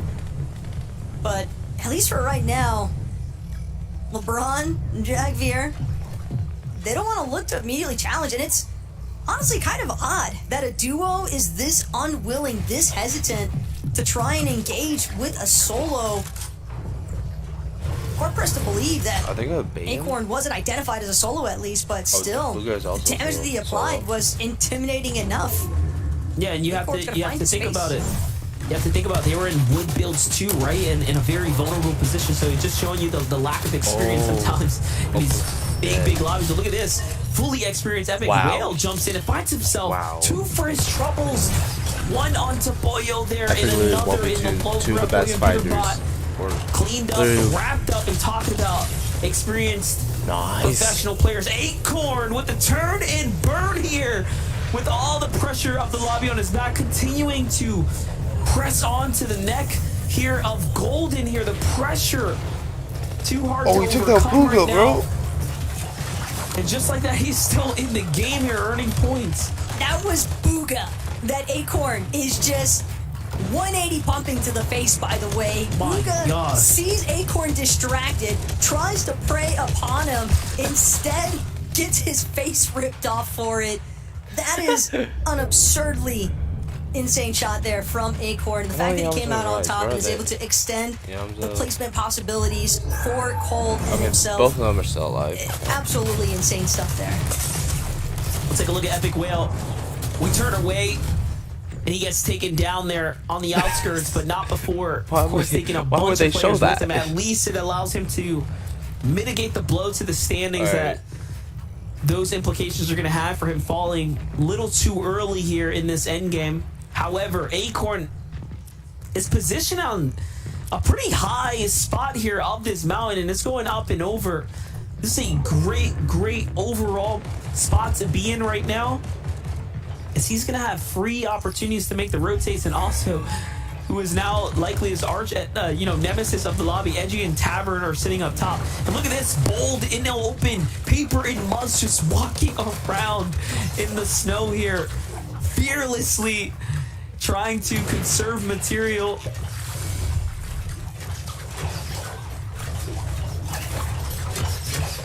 Big moves are going to come out, though. That's right. It's crazy how quickly they're able to get up and over this mountain face. Will claim themselves a mid-ground position. But checking back in with Acorn, he does have a couple of small shield potions. Unfortunately, his position also being known there, just gets immediately ran down by Yuumi. A decently sized refresh there too, with that elimination onto Acorn. Sitting here now though with Iamzo and Rise, kind of just waiting to see if anybody's going to actually potentially look to just like tarp over their current layer. That if they're able to pick somebody off from above, could give them grounds to keep moving forward. Paper and Muzz, we talked about how out in the open they were, but maybe a little bit too exposed here as Paper loses practically all of his HP for it.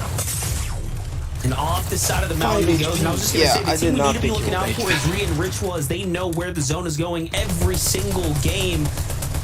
And I'm curious to see how well positioned they are. Take a look at it. They are extremely positioned with material. They just need more damage. And this is what I'm talking about. Re and Ritual can run away with the entire FNCS Grand Finals just off the knowledge alone when a difficult terrain like this presents itself. what better thing than to understand other than where the zone is going next? And you can see how it's playing its way out in spades here, because not only that, they have practiced so very well. For Muzz, the difficult battle continues now as he loses paper, but he's at the front side of zone here. He actually finds elimination as he looks back there, and he is cooking right now here, getting very, very comfortable. And actually, someone might have taken the credit for that one, but still, nonetheless, placement points are really starting to rack up here. Top 15 presents itself. The other side of Yamzo, all the way down to the low ground, switches to the hard material, loses his teammate on the landing, and now he's going to have to fight for it. The problem that Yamzo and Rise just encountered is the fact that when you're using that grapple blade to try and tackle that frontside low, try to bring me home the prediction. Especially in a zone that's moving towards that downside of the elevation, it is just so difficult not to draw the whole attention of the lobby. You've got Byla sitting up way up above everybody else here, but Byla gotta have some Flowberry Fizz or a grapple blade. Because it's only a matter of time before he gets chopped there. I have to expect at least from the veteran experience inside of this lobby, Muzz just trying to sneak his way through these low ground builds. Ritual now going to spot out.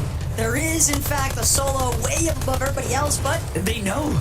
I think he knows. Yes, he does. He recognizes Quanti was up there. You are not safe.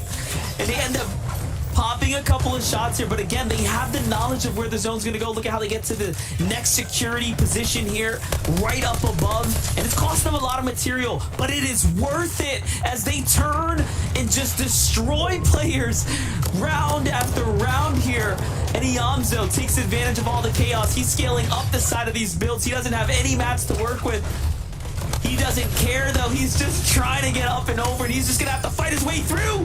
He finds Noxie, but there's not enough time for him to pick up the medkit. Meanwhile, Threat's playing for the heal-off. And one thing to note, Taco, all of these games have truly gone the distance. There have been just battle after battle. It really hasn't even looked like heal-offs were a potential by any means, but this game right here, I think the story's the same. I think it's going to go all the way to the end, and it's going to come down to who can hit their shots. Everybody down to their last build. Batman Booga doesn't even have any left. The elimination. Siphon materials out of threats, though. Will limit on Ibaka. No chance. Batman Booga finding the elimination there at the end. And that's what happened. We just talked about. Wait, who if won? A heal-off was even possible, it does not look like it. Even Batman Booga in that moment was like, dude, I need shields. Like, we have to fight for this. And he had 2 medkits. He could have possibly even won the game just with those heals, but it is not going to be enough. Who won? This time, everything turns upside his head, but information is king. Take a look at Re and Ritual. The dominant positioning from the high ground. They turn this entire spot around here, and they, again, not only have the information, but they execute so well in finding the eliminations too. And look, for Re and Ritual, you know that they've got full control of that forecast tower. At least we know that much. But the fact that they were able to just overtake the high ground and just watch as the ants underneath them essentially destroy themselves. It was a good attempt, though. Out of you have to respect it from Batman Booga as well. But Re and Ritual just fully benefiting off of letting the lobby wipe itself out. Well, with the way they came back in game number 2 and the way now they really break away with a crazy lead here in game 3, who can stop them, Zeke? We're just gonna have to find out. You know, this being only game number 3. I'm hopeful that the rest of the lobby can go, maybe we have some kind of hope. Maybe there's some way we can stop this duo. First off, really quickly, we got to acknowledge that was a very difficult zone. Yeah. Those moving zones were brutal, but again, paired up with the fact that these guys had forecasts. They knew where the zones were going. They had that opportunity to say, okay, well, we know how we can attack this situation. Let's make the best of it. Let's make sure everyone's down low scrambling while we're just chilling. And they walk away with the victory royale.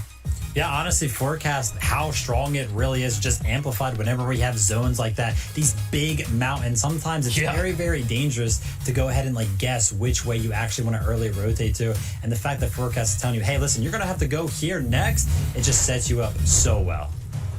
Yeah, we saw Rita Ritual kind of stick to the low ground, and honestly, this reminded me a lot of what we saw from them in the qualifiers, where because they had the forecast tower, they were able to stay on the edge of zone, peek onto all the other lower and mid-ground teams, and grab a great amount of eliminations. By also having control of the zone, they were able to peek up high, they were able to chop Quanti, and this was just their tried and true position that they had in the qualifiers, where they chop the high ground team, they're able to take high ground, and here it is when they were able to chop down Quanti, who somehow was a solo on high ground there. And with this observation, they're able to steal high ground and then hold it for the rest of the game. Perfect play out of Rita and Retro. And listen, after game number 1, right, didn't necessarily go their way. After 2 good games in a row, you have to imagine that they are just flying up the leaderboard right now. And oh my gosh, Zeke, listen, we saw the leaderboard after game number 2, and it was close. A lot of our top teams were up there. We may have been missing Rita and Witcherell, right? A lot of people think that they deserve to go ahead and actually win this thing. I'm sure we're going to be seeing them at least, like, what, top 4, top 3? I don't know. They're very likely going to be that high, because keep in mind, they came into that game in 22nd place. And now the standings will tell us everything. After that fantastic game, after the Victor Royale, they now... All right, well, Mud's Paper still in first. Yamzo still in first. Cooper, or now in second. Cooper in third. Ritual in fourth. Acorn needs to go back up. Noxie in sixth. Still in 11th place, Quanti and Byla. I just missed it. Clicks is in 11th though.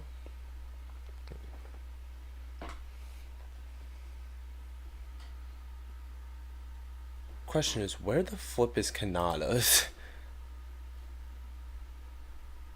Is still so close. And this is something Vivid mentioned like earlier on in the day, that this competition very well could be the closest we've seen, just because, I mean, every time we tune in a game, there's been different duos that all have these like highlight moments. Viv, everyone has eyes on one thing: a spot to the global champions. Yeah. And listen, there's kind of like a hidden storyline here that I want to remind everybody of after game number 3, right? We're halfway through. That first place spot after day number 1 may mean a little bit more than we think, because the last 3 NA FNCS champs have been in first overall after day number 1. So if that trend kind of continues, Kelly, we may know who's winning after these next 3 games. Well, if we're talking about history and consistency, then Yamzo and Rice, currently in second place, are a day 2 team, or at least they were in Chapter 4. And with this performance right now, they're tied for the most amount of eliminations, I think that they're the duo to beat. Okay. Listen, honestly, I think Kanata Naders, they've had a rough go at it so far, right? A couple of surprise things coming their way, whether it be being contested all spawn or some of their mid-game rotations. They haven't really get to try much out, because they're dealing with so much unprecedented, surprising all spawn situations that honestly their game plan seems a little bit shaky right now. Hopefully they get the all spawn situation sorted out, and we'll see Kanata Naders in one of these end games as well, Z. Yeah, and keep in mind, this is day 1, right? We have only 3 more games left to go. Tomorrow we'll have 6 brand new games. And look, some duos, they heat up on day number 2. So don't give up hope. We still have a lot of Fortnite to watch. With that being said, it's that time. We got more to watch right here, right now. So take it away, Taco and MDF. That's right. There's so much to watch here. There's so much more action that's going to continue to unfold here before our eyes. But the question still remains, who will turn the tables here and start to fight the teams that have clear accessibility to the storm and the forecast towers? Taco, it's an advantage that if the foundation is set here, there's no looking back for day 2.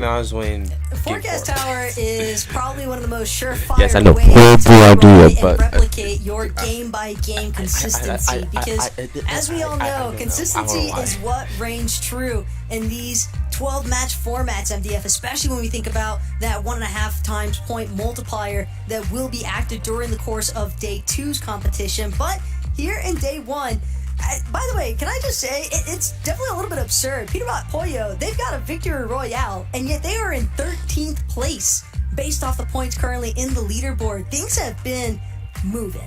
Yeah, it really shows you that consistency is going to play its part. But here in game number 4, we'll see who can make it past the halfway mark now. All right, well, a win clearly isn't just going to give you a ride to the top 10. You're going to have to do much more than that. You're going to have to continue to fight for it round after round. And in fact, fight for it the way Muzz and Paper have done it. We know their draw spot has been no walk in the park, but they've managed to overcome their adversity and just continue to stay consistent. A team that's having a hard time, I feel like, is Kanata and Agers, as they were, again, the victims of Cooper and Miro's drop success, because last game they pushed out Snetto and Veer and then had to fight that duo there shortly after. This time, Cooper and Miro seemingly don't have the best drop and they get beat to the punch, but they're not, so anxious that they want to throw their tournament away by any means. That actually looked like Cooper and Miro veering off because they see Sunito and Veer at the Marigold, but there was also another team there, so somebody definitely switched up their drop. Chance probably wishes he had dropped anywhere else other than directly in front of Pars. All too happy to snag up that Elim. Baka will find the other onto Aaron. As now Baka, Pars, this is probably one of the fastest fight completions we have seen them secure those eliminations so far here today. And that could be a real difference maker because Baka and Pars, they've been getting pushed relentlessly by so many other teams. Even if they win that initial off-spawn fight, have to expect more traffic coming in towards that west side of the map there by Reclaim Villa because of the fight. That's a possibility on that forecast tower later on. Absolutely, it will be, but here's Rapid and Bugha, who've been continuously contested here. Drop after drop, they found themselves kind of edging their way out of the top 10 for some time, but with these sets of eliminations, they'll get ever so closer to remaining inside the top 15. We'll see what Batman, Bugha, and Rapid can do. They've trended in the right direction after winning their drop game after game.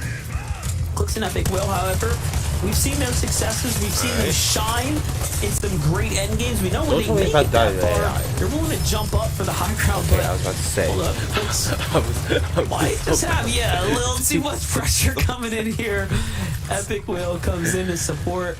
You never really know at the Lavish Lair. We've seen clips in the past of the AI putting in their fair share of work and honestly even eliminating teams, depending on if they catch you completely off guard. But Oscar is vicious, man. He's a beast. Same could be said though for Acorn. Down. Is that Mason? 2 eliminations. Yeah, Acorn and with Mason having been that secondary one, poor Empen, likely the first. But for Acorn and Cold though, here at Fencing Fields, again, another team that really needed that fast elimination timer because there is so much to threaten them at this POI. They will get inside the vault though, so Cold and Acorn having control of the Society Medallion here at Fencing Fields means they've also got that Mythic Striker, commonly referred to as the best assault rifle in the game, or maybe just the best weapon in the game right now. Well, Fear and Diminished, another team, like we said, started off very, very hot with Game 3. It's quickly revealed itself to be one of the more difficult ones, and now the pressure continues. The teams, they're starting to engage now, much different than any game before. Considering Miro and Cooper are, feels like just winging it, right? Playing it by the ear. This time they are going to go for the forecast tower, so they are definitely throwing a wrench in everyone's game plans right now. And, it's one of those things, you get into a skirmish against a duo and you start to feel them out. You start to decide, are these guys good? Is this a team we're capable of beating? And then you see the accuracy behind the controller of Miro and a player like Cooper, and you're like, yeah, probably not worth it. Give them the forecast tower. Muzz just so patient, keeping a very dedicated eye towards the duo that is trying to build a moderate sky base. Clearly a team that wants that elevation so they can look to confirm their own surge tags. slightly different story here, though, for Vorteca and Sigma. It's Golden posing a little bit of a threat here next to Ozone, but with Vorteca and Sigma controlling the upper layers, it's all going to come down to whether or not either side can find that first knock, that first elimination. Reet and Ritual certainly keeping the pressure applied here up against the likes of Ducky and Encrypted. And it's just this split approach causing so many issues for Encrypted and Ducky. They just don't know which way to look because they've got pressure on both sides of their boxes. Ducky. It's a lot going on right here. Reet and Ritual need to end this fight pretty quickly if they want to continue to have a smooth game the way they have been, and they really can't afford to drop another round this soon, especially now that they finally have got themselves comfortably off the Victory Royale into the top 5. This is where they want to be. This is where they should be, considering they have the forecast tower game after game. But like we said, a player like Ducky, a player like Encrypted, they're seeing the successes roll game after game, and they want to take their hand at this opportunity. And this is what we should have expected, likely since game number 1, to be fair. That's a good bite back, though, from Ducky and Encrypted up against the likes of Reet and Ritual. But unfortunately for Ducky and Encrypted, it won't be enough to prevent Reet and Ritual from securing that forecast tower. And so now Ritual likely just going to take their time because they were able to exchange enough blows there. Definitely acquired a decent amount of surge tag damage. Same can't be said for some of these other teams still hanging around towards that northern side of the map here. Noxy and Crisp, they seemingly want to try and look for an aggressive opportunity here. A couple of tags will connect from Crisp, but it's still not enough. You have to be very aware when you're hanging out in this area next to the Classy Courts.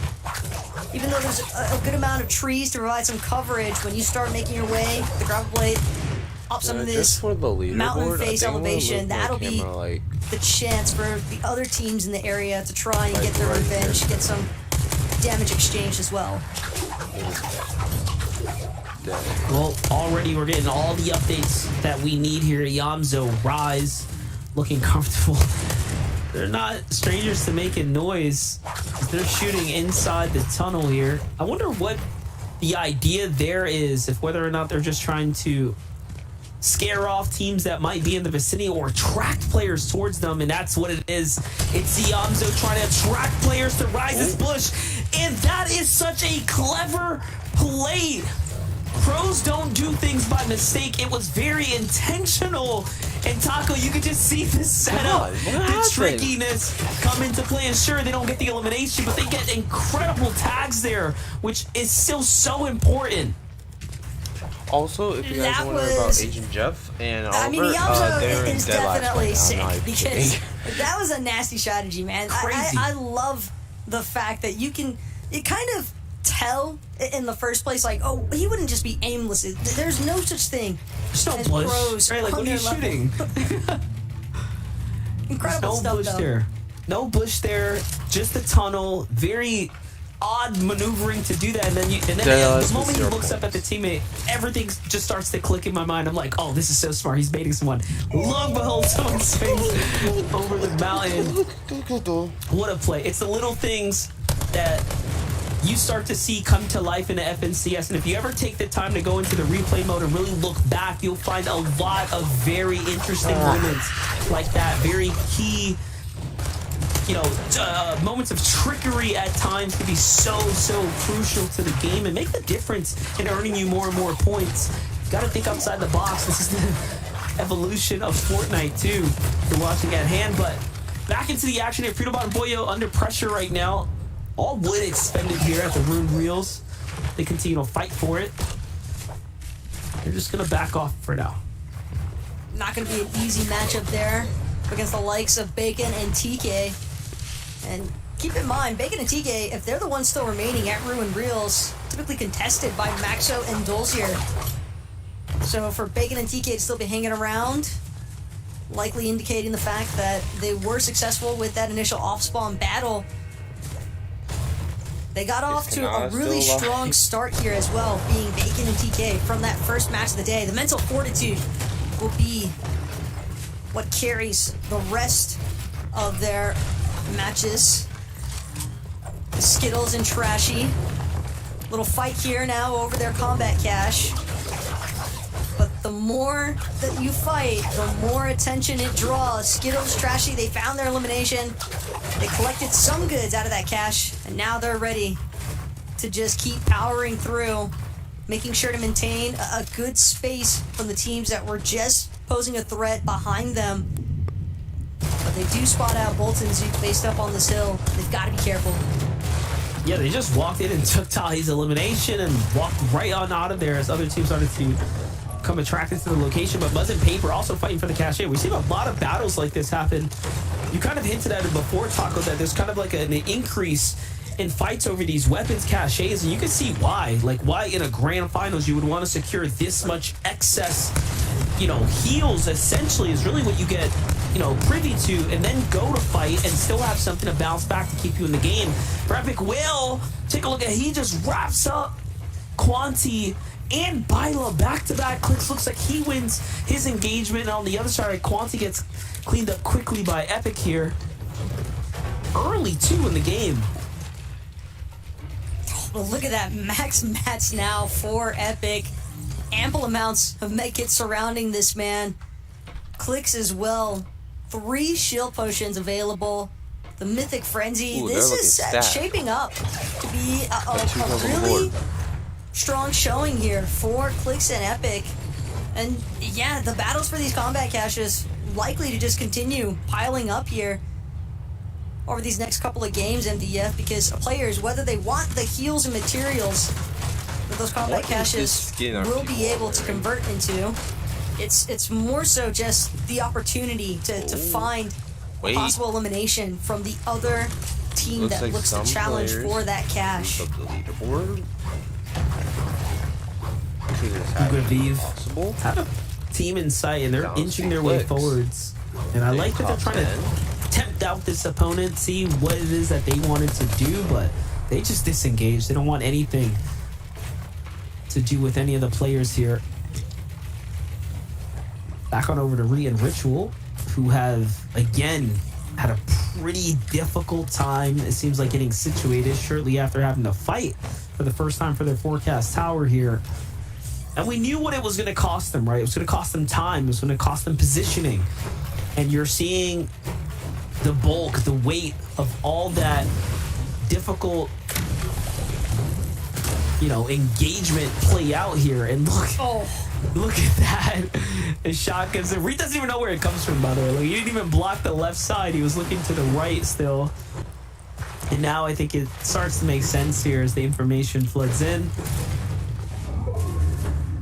And what's also interesting is the team that shot out that crash pad, which prevented Reek from being able to follow Ritual as effectively as he had intended.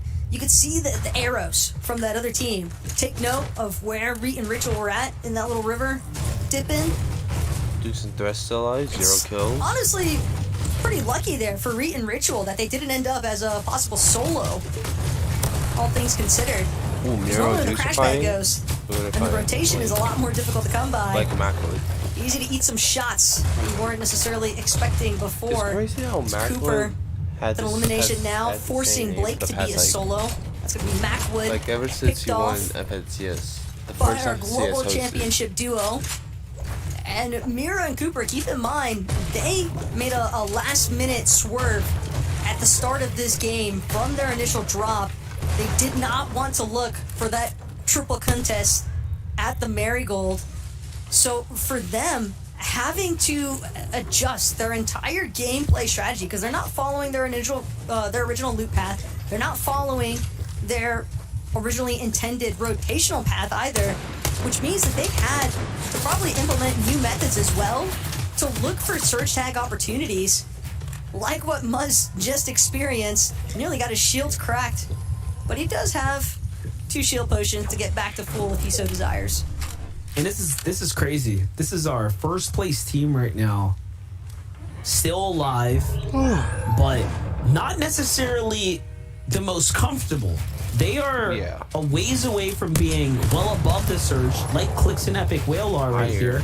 And Clix and Epic Whale are in a completely opposite side. They don't have to push out to fight teams, but a team that seems to have a problem with the Storm Surgers coming towards them. So I'd be more curious to see if they play a little more defensively, let the time tick a little more. If I had to guess, they're just going to continue to bait them in, draw them in, so things become super favorable, and then turn things around. I was going to say, buildings don't float in Fortnite, though. There's no foundation. So down it all comes. Luckily, Clix and Epic Whale were already close to the ground here, and we're just going to start to force things out a little bit more. The WTJ duo is... Oh, no. What happened? Pressuring heavily now. And okay, now they work. This is about where Clix, I think, is going to be about fed up with it as they went through 500 mats already. All of his heavy brick material used up. And, look, they're going to get out of here. They're not going to grant this team the opportunity to farm them for Surge. Perfect player discipline, though, by Clix and Epic. Because, again, look at their damage threshold. They are 414 above. They don't need to risk having to expend their shield resources or their mat resources. In fact, Clix going to be able to track back, pick up a handful of materials, have to imagine, from builds that they were in previously. So just falling back to their little safety net. Ritual and Reet, though, that's a huge play there from Ritual. Not the first time we've seen it either. But Ritual probably hoping that he won't have to go for those repeat clutch circumstances.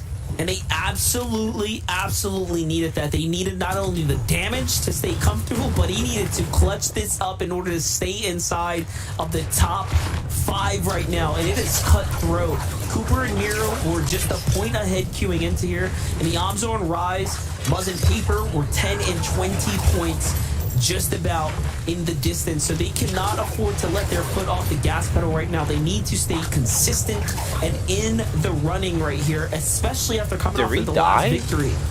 Jumping in, though, Reet and Ritual position up right next to the first place team. Little do they know, this could be huge implications for everyone involved right now, and Paper and Muzz are looking to poise up to potentially ram their vehicle figuratively into Reet and Ritual, who just came out the zone, because they need to likely find some tags. They just haven't gotten comfortable, but no, they make a different decision instead. They skate out the side. Muzz and Paper break left. Reet and Ritual go right. But as far as Sphinx and Pump are concerned, they're just going to aim for dead center. Good crash pad. Just going to launch them straight into edge of zone here, but the journey has only just begun. That's in top 10. Whenever you find yourself a little bit later on those rotates, makes it all the easier for players that are already situated like Rise, like Yamso. Take note. Try and tag you up along the way. Pump and Sphinx do have a way to replenish their shields off those shield potions, but we see Reet, we see Ritual making their way through the river on another hill here. Peterbot, Poyo taking their time to decide. They're not really too pressed to look for damage opportunities, well above that damage threshold being 400 above, just about. Peterbot and Poyo, though, likely understanding the fact that they're going to probably have to try and eliminate a team if they want to rotate by means of the bridge. Yeah, and honestly, they just need to start earning points as well. They're trailing behind a significant amount some of our other game leaders, but Yamzo and Rise, this is not looking good. It seems like they burned through all their heals just to survive the Storm Surge for this long, and unfortunately now the lobby starts to turn on them in this massive piece of congestion. They're sitting in between here. They have Bryson Chubbs, but they have pressure coming in from the team up above. The high ground team is also underneath the Surge, so anything could really happen here. And take a look, we knew this was going to be a problem for Muzz and Paper if they didn't fight. They played too passively, they ran away from too many teams, and now they're also likely to be a team to get taken out. So first and second place right now could very likely fall out of this game And already, look, Muzz have to do something incredible, and he does enough. He does enough to at least find some tags, but can Iamzo and Rise do enough too? They know that they cannot fall down. They need a singular tag. They get one, and it's enough to at least keep them alive for now, but the pressure is still looming. They want to find another one here. And look, they don't even get to reap the rewards, the benefits of the eliminations by any means. This team underneath them is also on their surge. Bryson Chubbs could have very well been a team to get eliminated by them, but Iamzo and Rise are holding on to dear life here. Dude, what is happening? It's just so late on Muzz. It's a late rotate though, NDF. It's taken Iamzo and Rise too long to find their way heading towards that zone. Everyone else already poised up ahead of them. Muzz recognizing the fact that solo v solo, he'll take his odds here as Iamzo will fall. But now Muzz, all these pre-existing builds immediately spotted out as well for trying to hang towards that backside of the zone. Will be forced to use his med kit probably a little bit earlier than anticipated. Now gonna try to take his odds up next to the bridge. Good grapple blade propels him forward, but with no means of replenishing his shields, he's gonna have to just take his chances with this team directly in front of him. See, doing what he can. Muzz cranking as fast as he can, but it's just not gonna be enough. He'll find himself falling shortly after. Gets a couple of placement points though, at least for his troubles. Yeah, exactly. That's the one very important thing to point out there is that he made it close to top 20. It may not seem significant, but for every team that falls, you know, it does get you one step closer. So those placement points will at least allow them to stay in the game to some degree there. And their lead is now up in the air as Cold and Acorn are just turning online right now. While all this is happening, Clix is starting to find his tags with the sniper. And not only that, onto a very important team. Rapid and Booga, who have been contested. Batman Booga, that is. Every single game, but they are still in the top 15 in the running for a tournament position this weekend. Clix and Epic, though, inching their way towards the conversation of FNCS Grand Finalist winners potentially. They are still on track here to remain at the top 10. I've always been a firm believer that sometimes things will happen that kind of just set the tone of how your day is going to go. And for Clix, game number 1 of today, 3 headshot snipes. And it seems like he's just been connecting non-stop with this Reaper sniper rifle ever since, posing such a massive threat to everyone else in the lobby. Still not going to be an easy feat by any means for Epic or Clix to pave their way through this max pool zone here. It's gonna be tough, but they've been enduring still alive. share of their own battles as is. You can see some of that storm surge coming out. Teams being attacked all over, trying to get above that damage threshold. Miro Cooper slightly above, trying to see if there's an opportunity here to peek out.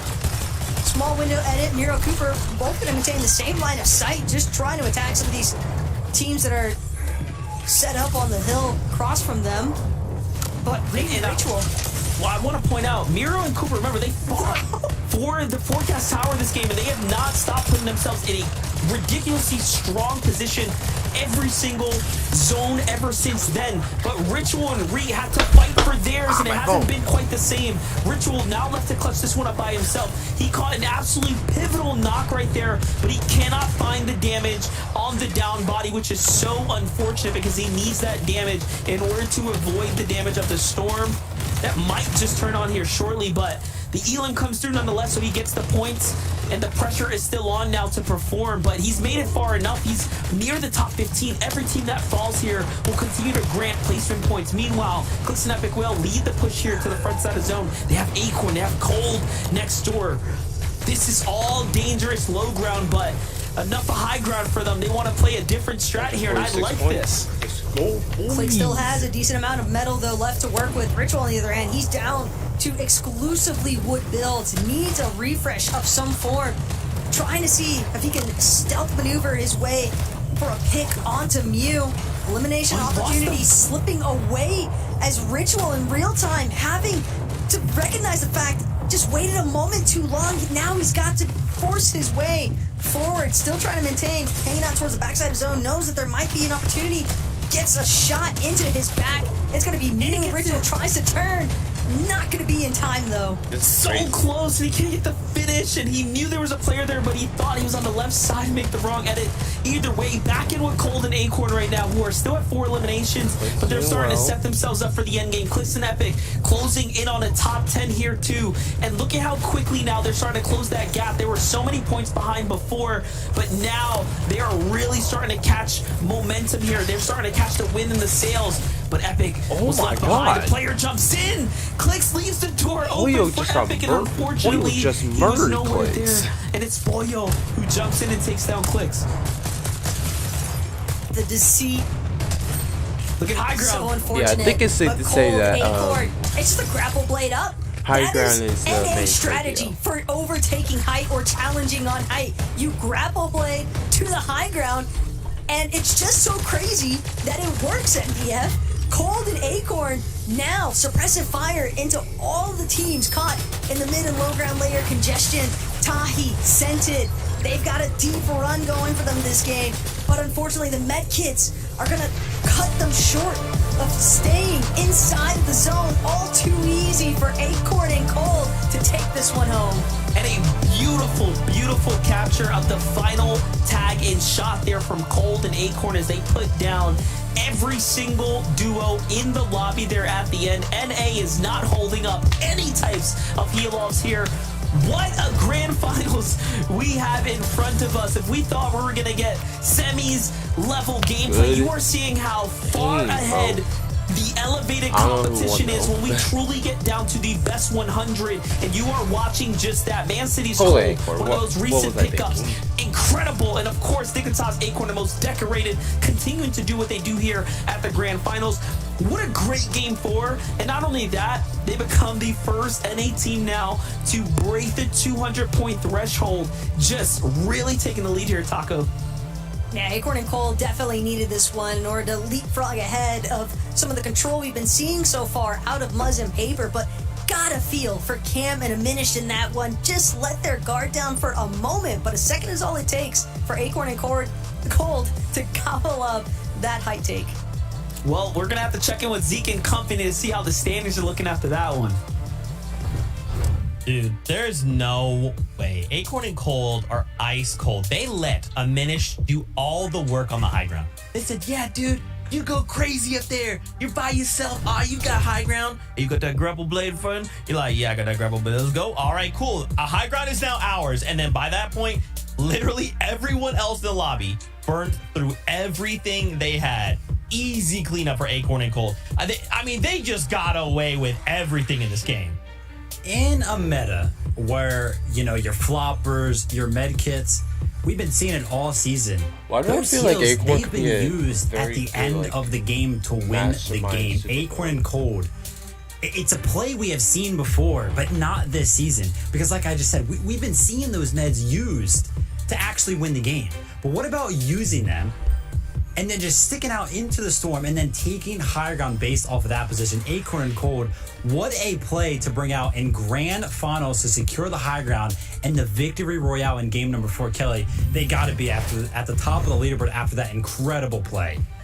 I mean, we're going to take a quick look now. I'm just kidding. So, yeah, Cam and Diminished were on high ground for a pretty good amount of time. Yeah. And typically when you're on high ground, you look to the front of zone, you try and see where everyone is below you, and that allows you to kind of stop height takes. But no one thinks to look 1,000 feet behind them. And I swear, Acorn and Cold used the longest reach that you could with those grapple blades. And were able to steal high ground in a way that I haven't seen in a long time.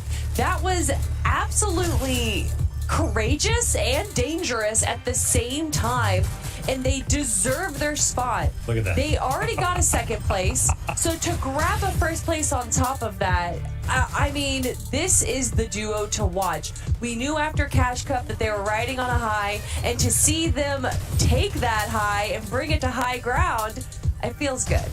I mean, I like what you do there.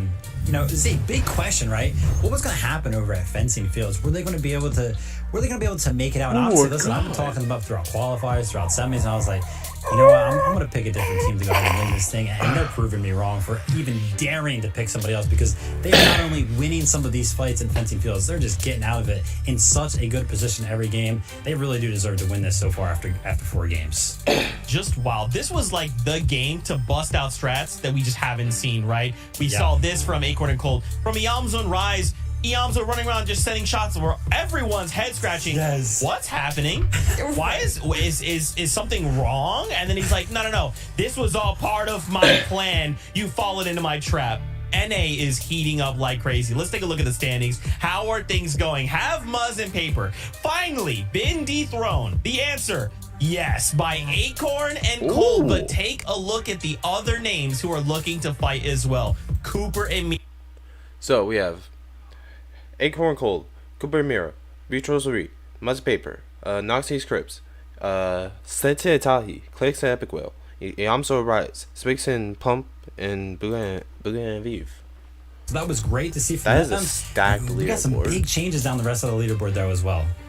What's crazy to me is that Cooper and Miro, if they didn't have that game 1 where they went down on drop in 45th place, they would have all top 5 placements. Cooper and Miro are able to hold a 2nd place spot even with a 45th game because of how consistent they are.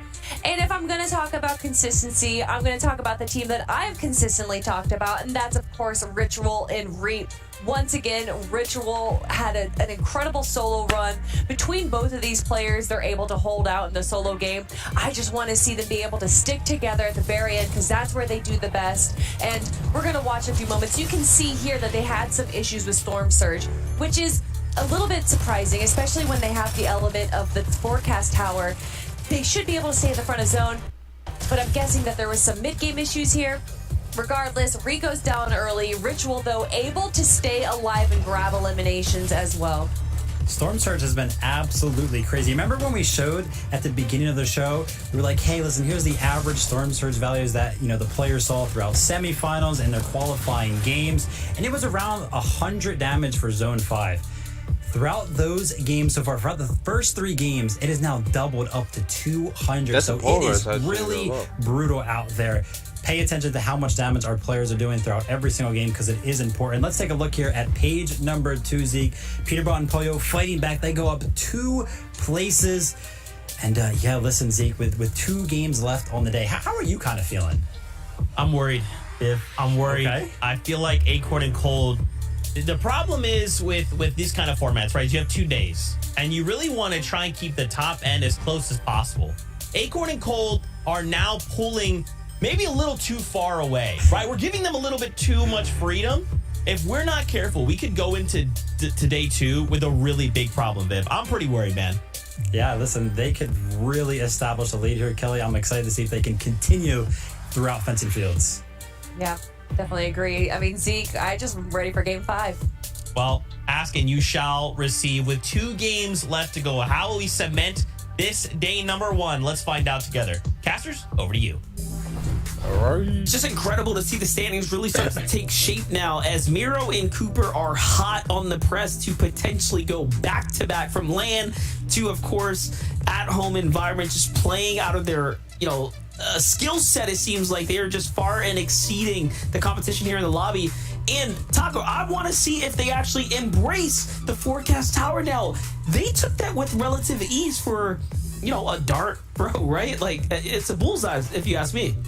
Yeah, it definitely did not seem like their initial strategy. Granted, I think any team that recognizes the fact, okay, we got the forecast tower spawning near us, we definitely want to, at the very least, force whoever else tries to challenge or secure this forecast tower into an uncomfortable position, because then you might end up, like Miro and Cooper, might end up being able to steal away that forecast tower. And as we already know, being able to see every zone for the entirety of the game, big way to play things out as we head into match number 5 of the day.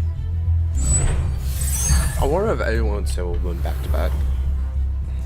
Game number 5 of the Grand Finals is here. The FNCS Grand Finals has been incredible to watch unfold this week. And if you are just tuning in with us, I'm also Dife, alongside the best Taco. You're calling all the action. It's been absolutely wild to watch the games change round after round and watch the adaptability come into play. This time, Cooper and Miro, they say, you know what, MDF, forget your story about trying out the forecaster. I want to go back to what works best. They get the better drop. They clean up house, and now they have their full natural loot path back and available for them. And then action doesn't stop here. You get straight to Baka and Pars, who tried to finish the fight quickly, just like they did in Game 4, Taco, but this time, not so hot here. Pars has to play solo. But Pars might be able to protect Baka just long enough. He could look for the revive. Was opting to commit, but Chance immediately pressuring in. Frenziato, unfortunately, not going to be enough to win things over. Chance, just a sliver of HP here. Aaron probably celebrating the fact that his duo still left standing. But for how much longer is the real question, MDF. We saw another team on the horizon on that west side of the map. Could be looking to pressure very soon if Chance and Aaron aren't careful. But what a different tough story. One. Yeah, just tough though. All in all, when you have, you know, top 10 and nearing top 5 capabilities unfolding for you, and then you get taken out another game. When it comes down to FNCO's Grand Finals, any given day, we always say it takes about 4 good games to be up at the top 5 to, you know, win a tournament. And if you have a perfect 6, you are so far in ahead. That is usually about the average. And for Baka and Pars, they've dropped 2 now, but you get into Muzz and Paper, they've already kind of dropped 1, right? So you're starting to see that if you want to stay up towards the top, there are no more mistakes any of our teams can make if they are inside the top 10 currently. They essentially have to play exceptional Fortnite here and out, which is hard to ask, right? When you have teams contested like you're watching right here. There's a reason Acorn and Cold, you know, wasn't necessarily highly highlighted as a team that can walk away with a clear win this weekend. It's because of all of this activity happening here at the Fencing Fields. However, you have a hot signing here, Man City picking up Cold. You know, vibes are probably very good, and this is where they shine best, Grand Finals lobbies.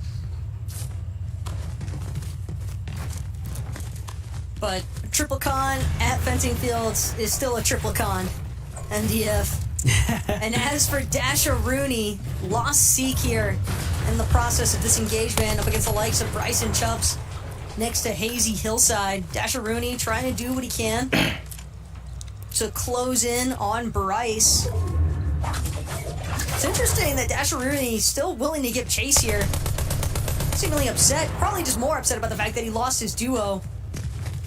Wanting to make sure that Bryce won't be able to intervene as Dasher Rooney's trying to get a setup going, building some brick around this reboot van. Getting revived. But the reboot van, practically a bat signal, that's going to force Bryce to start running back over. Dasher Rooney, though, very likely to commit here once he's this far invested. No, Bryce won't actually consider interrupting. So a good success there for Dasher Rooney. Gets Seek back into the action. Is this off?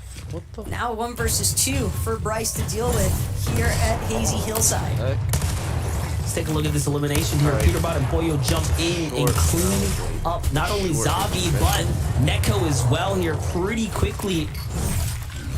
And just like that, they find themselves with 2 eliminations, continuing to pad up the points. I just gotta fix it. Putting them up to 157. Like this is very good for them, but they do need a lot more material here if they want to get situated for endgame. So plenty of work ahead of Peterbot and Boyo.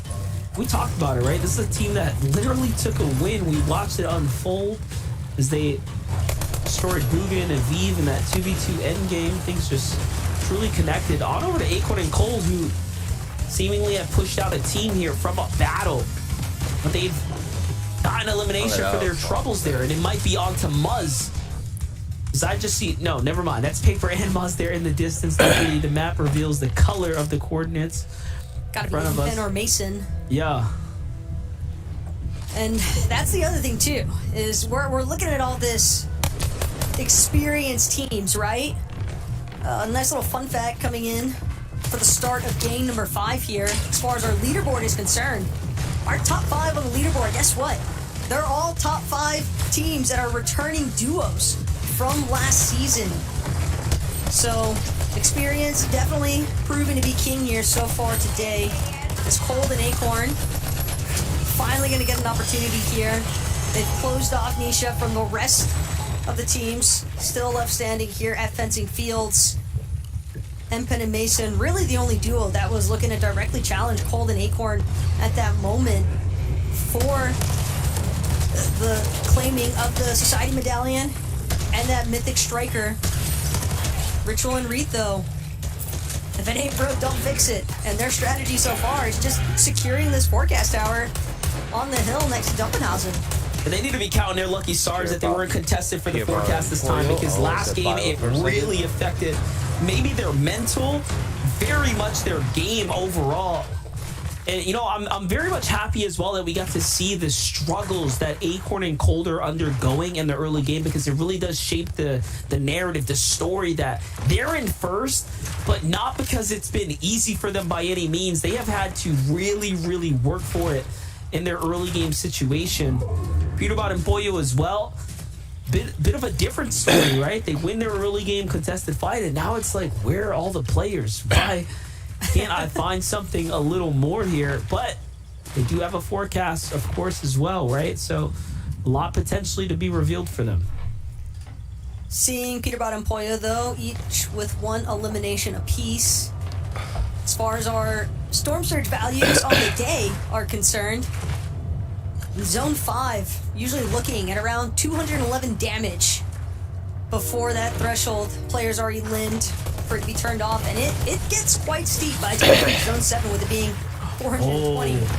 Biggest elimination of the day, though. Muzz gets taken out by Acorn and Cold, and I'm looking at Paper take off to the races here. This is a terrible position now as he rotates right into Def and Polarized as well. So everyone recognizing we have a solo on the loose here. Polarized and Def, though, they know better than to be overly excited and chase. Discipline kicks in, experience kicks in, and everyone stops for a second, and Paper has to count his lucky stars that it's an experienced team there on the other side, which is going to give him a moment to breathe. But little does he know, he's moving right back into the hands of Acorn and Cold. We've come back to the Frenzy Fields, or the Fencing Fields here. Has Paper picked up Muzz's card? I find that hard to believe, considering there was so much happening there. This is a real from the frying pan into the fire situation right now for Paper. Man. Having just lost Muzz, don't even know if he had that opportunity to get the reboot card, as you just mentioned, MDF, and being sandwiched now between Cold, Acorn, Death, and Polarize. It's almost like every direction that Paper tries to turn is just going to be met with an even more problematic solution. But fortunately enough for Paper, Cold, Acorn, they don't want to stick around the likes of Fencing Field any longer. They want to get a little bit of elevation going. Even though they have 2 E-limbs, could always have more surge tag damage. As Booga and Aviv getting one of their first eliminations here in match number 5. Decent amount of loot scattered around them as well. And Booga, checking out his streams, one thing this man certainly loves, it's that lock-on pistol and taking full advantage of any small hill, any little semblance of elevation, because he wants to try and catch players. Wouldn't be surprised to see Booga and Aviv maybe even looking to move closer towards that Rift Island. Rift Island just providing such a great opportunity when players opt for that Rift. Just get pieced up by that lock-on pistol while they're rotating. Take a look, though. Bila and Quanti here in a fight up against Higher and Raze. They're pretty spread out as they're trying to play a little bit of a pincer move here. Quanti's going to take a lot of damage. The sniper shot comes in, doesn't quite connect, and he might have played his trump card just there. And Bila's in a world of trouble here. It's not looking too good for Quanti or Bila. Jeez. Things start to swing into the momentum of the boys in the center. So far, so good for Raze and Higher. Quanti takes off, so Bila, I think it's about time to go meet your teammate there before it's too late. And there it is, off he goes. Quanti and Bila were relatively split, probably a little bit too split for their liking in that engagement. Only bringing that up because, again, you've got the likes of Clix, Epic Whale. They've been hovering Rebel's Roost after securing what they need from Lavish Lair. And this rotate, decent positional advantage as well. Able to get some elevation up on some of these hills and now just scout, see where the rest of the teams at Rebel's Roost are actually looking to position. And Aviv and Bugha got to weather the storm here just a little bit. Work their way up this cliff face. Skater and Dalty directly behind them, though. Not going to make it easy for them to get in completely unscathed. Yeah, a lot of punishment taken here for this fight. Definitely not ideal, considering the zone's pretty far. And I'm actually curious now whether or not Muzz and Paper managed to get the pickup here, because I'm looking at the zone, I'm seeing some fresh arrows inside of the fencing fields, and you know, just upon further thought, this is one of the few times where if you're someone like Muzz, if you're someone like Paper, who your teammate was downed and you are just about to play the pickup, you're happy the zone didn't land here. Like, you're actually grateful that the zone pushed further out. It gives them time to play into the storm here, because otherwise this wouldn't even be a possible or a plausible pickup by any means. But wait, well, look at that team coming out of the hazy hillside. Paper and Muzz, they're actually not going to be the last ones to the party here. Paper, though, probably happy at the fact that he was able to bring Muzz back to life. But again, MDF, we've got 1-2 teams trailing directly behind Paper and Muzz. If they're not careful, they might just find themselves in another solo performance situation. So definitely need to be wary of the fact that they are not the only team rotating so late. And again, because of the fact that Paper had to go for that reboot, it's going to cost them a lot of time in terms of reacquiring the resources and materials needed. Wouldn't be surprised either. Paper and Muzz probably wanting to get aggressive, make sure they get that surge damage back up to healthy levels in comparison to what the rest of the lobby has probably been able to accrue during the meantime, while Paper had to even go for that reboot van play. Jumping into the mix, though, now with Clix and Epic Whale, I mean, it's not looking too great for them right here. It seems to be one of the more difficult games for them to find their footing, to find their lead. Of Bloodlust. Point-wise, tournament-wise, they've been doing great in Clix in just consistent fashion. Really, really in the zone here, hitting these sniper shots when it matters. That's all he wanted, was the extra damage. But again, they could use a lot of material count here. They could use extra shields and heals. See what ends up happening. There's fights happening everywhere, though. Bugha and Aviv continue to get active from the outside of the zone to the edge. They get into a fight immediately. This is up against Possessed and Snacky right now. Into the box, Snacky tries to put it all on the table, but in the end, it's Aviv who stays consistent and true. He finds the elimination, and like we just mentioned, we knew Clix and Epic just don't seem to be in it. This game right here, this is one that hasn't quite gone their way and continues to remain unfavorable. Even after hitting that snipe onto Oliver, OG, and Jeff, they decide to push into them. And they return the favor, it seems like. You got the audacity to shoot me? That's basically the position that Asian Jeff and Oliver OG seem to take up there for a moment with Clix and Epic Whale. Beef seemingly ended, though, as Asian Jeff, Oliver OG, recognizing the fact that they were not in an ideal position compared to where the rest of the lobby is currently holed up. So that will be a rotate away from Clix and Epic. A little bit of damage application, though, in return. Going to set themselves up nicely to prioritize a little bit more on their future rotations. But again, this zone, MDF, potentially looking, if it keeps pulling a little bit more west, a little bit more south from its current seat here at the Lavish Lair area, might see a little bit more of that troublesome water zones coming into play. It's not looking good right now for Tahi, who's currently down here, and Skittles on the other side of the wall here, Shots are starting to come in. The pressure's on. And look at all this material Scented is sitting on right there. And he's going to have to skate out of there. Gets the reboot card of Tahi's. And at least they weren't in complete shambles here. Although this is for sure a offsetting situation to be in. You know, a setback, if you will. He has to play for the save here. Let's take a look at how it all unfolded. He jumps in. Turns around, finds the opponents up above him, and what should have been it for them turns around. Can't count someone like Scented out. Saw what they did last game. Skittles and Scented making that end game, I think was the top 3 or so. Put them right back into this tournament. Before that, they were kind of middling in the competition, not doing anything too great. But this is their chance now. It's both Skittles and Scented trying to make plays for a reboot on their duos. Scented, though, doesn't want to let Skittles have it for free, considering that Skittles just played spoiler towards Scented for trying to get that reboot off onto Tahi. Now, one more time, the trade exchange. But at this point, it's not looking worthwhile for either Scented or Skittles, as Scented will be the first to fall, but even with Scented having dropped those medkits and the shield potions, Skittles now so far outside of the zone.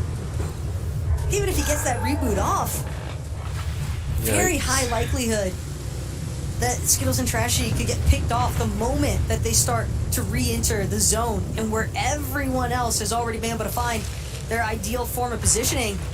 Skittles and Trashy are going to be that one step behind the curve. Yeah, more importantly, what happened here where Ritual is down and Reet is playing into the storm here and below the surge. Something must have gone terribly wrong for them to continue to trail this far behind when they have had what should have been a fairy tale start for them, an uncontested weather station for the forecast tower. And now the shots are coming in. They've been outed by Jeff and Oliver OG, who have the edge of the zone. And Reet does have a lot of heals, so I think he'll be able to survive for quite some time, but it's just a matter up to the lobby now of whether or not they decide to fight. Behind them, there's a player there. I don't know what's happening there. I saw Paper fall in the feed too, so that's a whole nother situation we're going to have to tune in with as well. And Trashy. Yep, here they are. Reet getting cut short here, but he does. This is an engagement that he wants to force. Skittles falling incredibly low. Reet just steamrolling through his box. Skittles, you went on a rescue mission for Trashy, and it's going to cost you in the end game here. As now, Reet, medallion in hand, one more medkit still left to work with. It's going to be Trashy that he's going to try to confirm another elimination onto, but no, Trashy instead forces his way into the zone. But Reet, damage already done. Trashy just having to play it out as a solo, and Reet with the huge refresh to extend this Game 5 lifeline.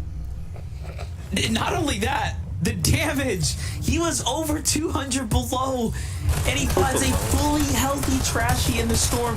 The finish, the down body, this is everything that he needed to at least have a chance. Right now from and this is why you never, ever, ever count yourself out. But more importantly, you never let your guard down when you are inside the storm. You never know what danger is lurking nearby. But back with Acorn and Cold, this is almost like poking the wound of all the other players that are up at the top of the standings, our second and third place teams that are not doing as well. You have Acorn and Cold doing exceptionally well, and they are, again, arguably contested by 2 or 3 teams at their drop, and it just does not even look like that's what's been happening for them. One area. Acorn and Cold definitely seeming to have found their groove, as Clix and Epic, they want to get into their own rhythm as well. But Clix, Epic, a little bit more towards dead side of zone, but snipers are the only way. Clix does have eyes on Chimp inside of a box. Always willing to take peeks as well with that Reaper sniper. As pressure continues to stay applied onto Chimp. And Chimp without Scissor, Clix likely spotting out the fact that this is a solo he can look to abuse for surge tag damage. If not, just another elimination for more points. Well, don't forget, everyone that's been playing well so far, it's really, really important that they have a strong foundation to lead into tomorrow, where there's going to be 1.5 times the points. Everyone's going to be able to hit the drawing board and come in with a fresh take, fresh strategy. But for game number 5, this is really going to be the solidifier for anyone who has a strong position inside the top 10. And you can see Muzz and Paper are surely going to slip down. Nox and Crisp as well, falling as soon as they have been, are giving everyone else a chance to really run their way back up into this. Clix, Epic Whale, Yamzo Rise, Aviv Booga, Sphinx, and Pump all have a chance now. And Cooper and Miro, last match, keep in mind, they had that forecast tower. This game, they do not.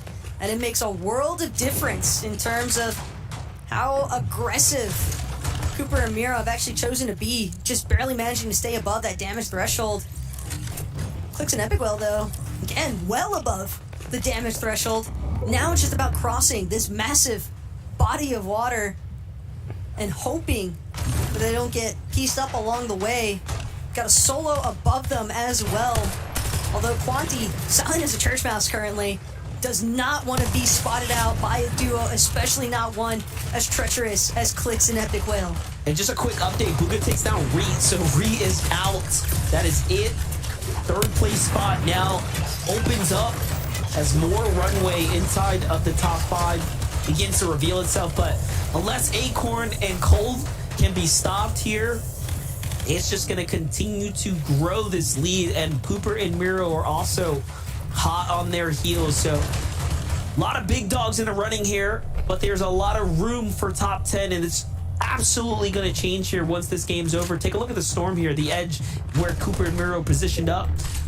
They have continued to seemingly know where I think the zones are going. They might have honestly secured another forecast tower for all we know at this point. They have been just in such key positions every single time. But even if the positioning is strong, never know 100%. Which teams or solos might be getting a little desperate depending on where their surge strategy has left them. Acorn and Cold, though, they've been on the low ground for quite some time, and given that they're at the front side of this zone, Clix Epic, they definitely want to try and control high ground for the time being, but it's really just going to depend on if they can prevent these teams from just grappling up to them, because that's been the main crushing factor for the high ground. We've seen this happen, though. We've seen Clix play this out exactly like this, where he builds up this big singular tower, and then they just give it up. I think they've learned their lessons, but this time it seems like they want to commit once again, so I wonder what learnings are they taking into this high ground hold here. This time, Dan Redux looking for revenge. They fought them earlier in game number 1. They actually were the team that first take them out, and now they lose high ground to them. And you can see this is what I'm talking about. This is the risk of going for height. Now look, Clix is in a terrible position here with no material, and you have all these other teams trying to throw their hat into the mix here. And up come Rise and Yamzo, up go Agers and Kanata. Everyone that needs these big games to either come back or huge games to solidify a top position are right back in the mix. And this is incredible for Clix and Epic. By the refresh, they go straight back to the top with their newfound mats. But Clix just building up with wood. Surely someone from down below is going to be able to spot that one out and look for the chop. Right now, though, Cooper Miro a little bit more preoccupied with the solo that tried to jump into their box. That's going to be a nice little pickup there for Miro and Cooper. Point elimination. Mild siphon on the materials. Clix Epic, though, dropped to secondary height for the time being because Peterbot and Poyo, current high ground overlords. Booga, Aviv, Yamzo, Rise, all of the big dogs are coming up, trying to take their stab at height. But more importantly, they just don't want to be in this crevice down low. This is what the grapple hooks allow you to do, play for these odd positions. And Clix now is in a world of trouble. He's been boxed up. He has to fight for it. It's not looking good. He goes down to the hands of Aaron. Meanwhile, in the low ground, Cooper and Miro continue to play the front side the way they have, staying down, finding points. It continues to rack up the death toll. Tally up here. The points are looking great for Cooper and Miro right now. Cooper and Miro are just profiteering so heavily off of the low ground, picking off teams that try to isolate themselves more towards the backside of the zone, but Cooper won't be able to make it through the pre-existing builds, gets split off from Miro for a moment, and the tone tick damage, just too much for him to deal with. As now Miro uses his final shield potion. It's all about placement points. He's trying to hang again towards the backside of that zone, trying to stay ahead of the congestion, but nearly goes down. Quick moment of relief, but again with 0 builds, he's forced to the low ground. He's forced to just try and scurry around here, hope that nobody spots him out. Wow. Goes for a massive shot, but it's gonna be Yamzo who comes out on top. I love that. Yamzo and Rise played that smart. They jumped out with a ramp, edit together, making sure they don't leave any room for error. And they are playing exceptionally well. They're actually playing so good here that Peterbot and Poyo might just have a run for their money. There are no more heals here left to survive the White Storm. They just have to fight it all the way for the low ground. Yamzo knows how to play these peaks. It's textbook, but it's not good enough. The trades are good, and Peterbot wins another game, putting him into the top 10, into the conversation. Peterbot and Poyo, they snuck up on the high ground, and they snuck this one away from Yamzo and Rise. It truly looked like this was going to be the Yamzo and Rise show, but Peterbot, one more time, reminding all of NA exactly why his mechs are considered to be one of the highest on this region. And it's incredible. You would think the meta changed from last week to this week or the weekend before that, but no, it's just the level of competition has elevated. Take a look at how Peterbot jumps in with Poyo, and they are playing how they should have been from game number 1, and all of a sudden close that gap with a victory royale here. The second one on the day for the Grand Finals weekend. Congratulations to Peterbot and Poyo as they take a huge win here, Taco. This is going to set them up very well now. Look, second to last match of the day, MDF, and for Peterbot and Poyo to find themselves yet another victory royale, have to imagine that's going to shake up the leaderboard just a little bit here, but we don't have to really consider the questions surrounding that because Zeke, Vivid, and Kelly will answer it all for us. Yes, we will. My gosh, what a game. How does Peterbot and Poyo get not one, but 2 victory royales in grand finals? And might I add, I think this is like the first time we've seen a game come down to like this where both sides have no builds. Both sides are just desperately trying to use the builds that are just there as cover. It almost reminds me of a couple weeks ago when we saw the Bugha 1v2. Like this was so entertaining to watch.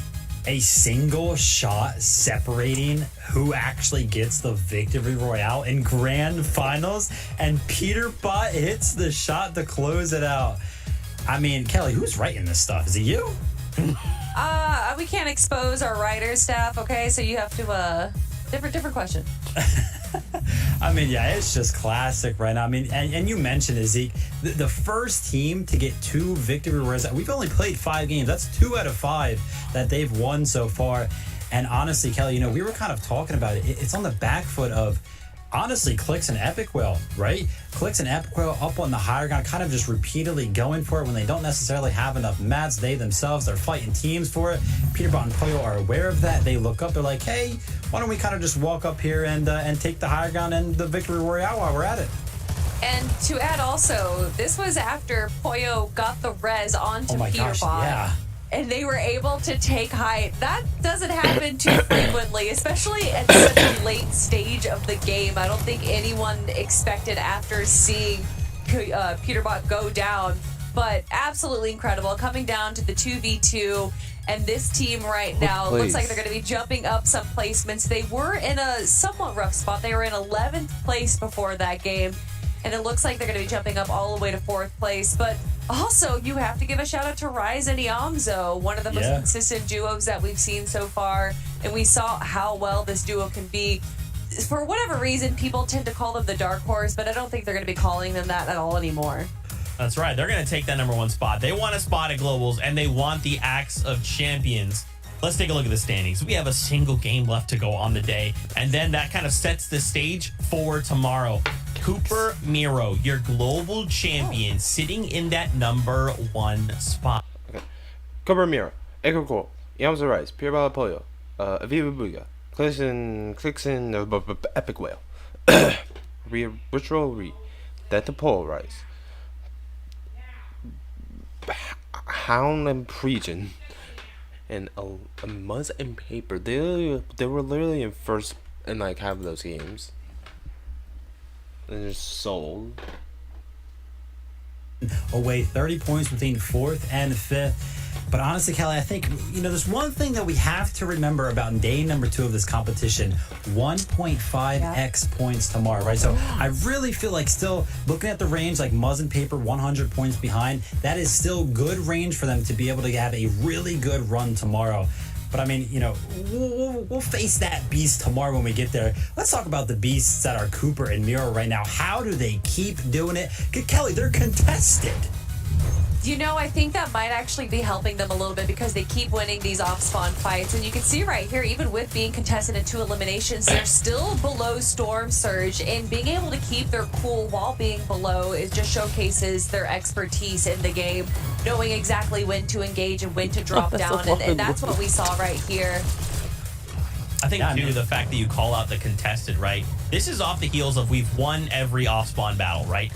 But a single game, or even 2 where they drop that ball and they're eliminated right out the gate, it could spell pretty tough times for the duo. Now, it hasn't happened yet, but they need to be very cautious, especially going into the explosive format that will be tomorrow.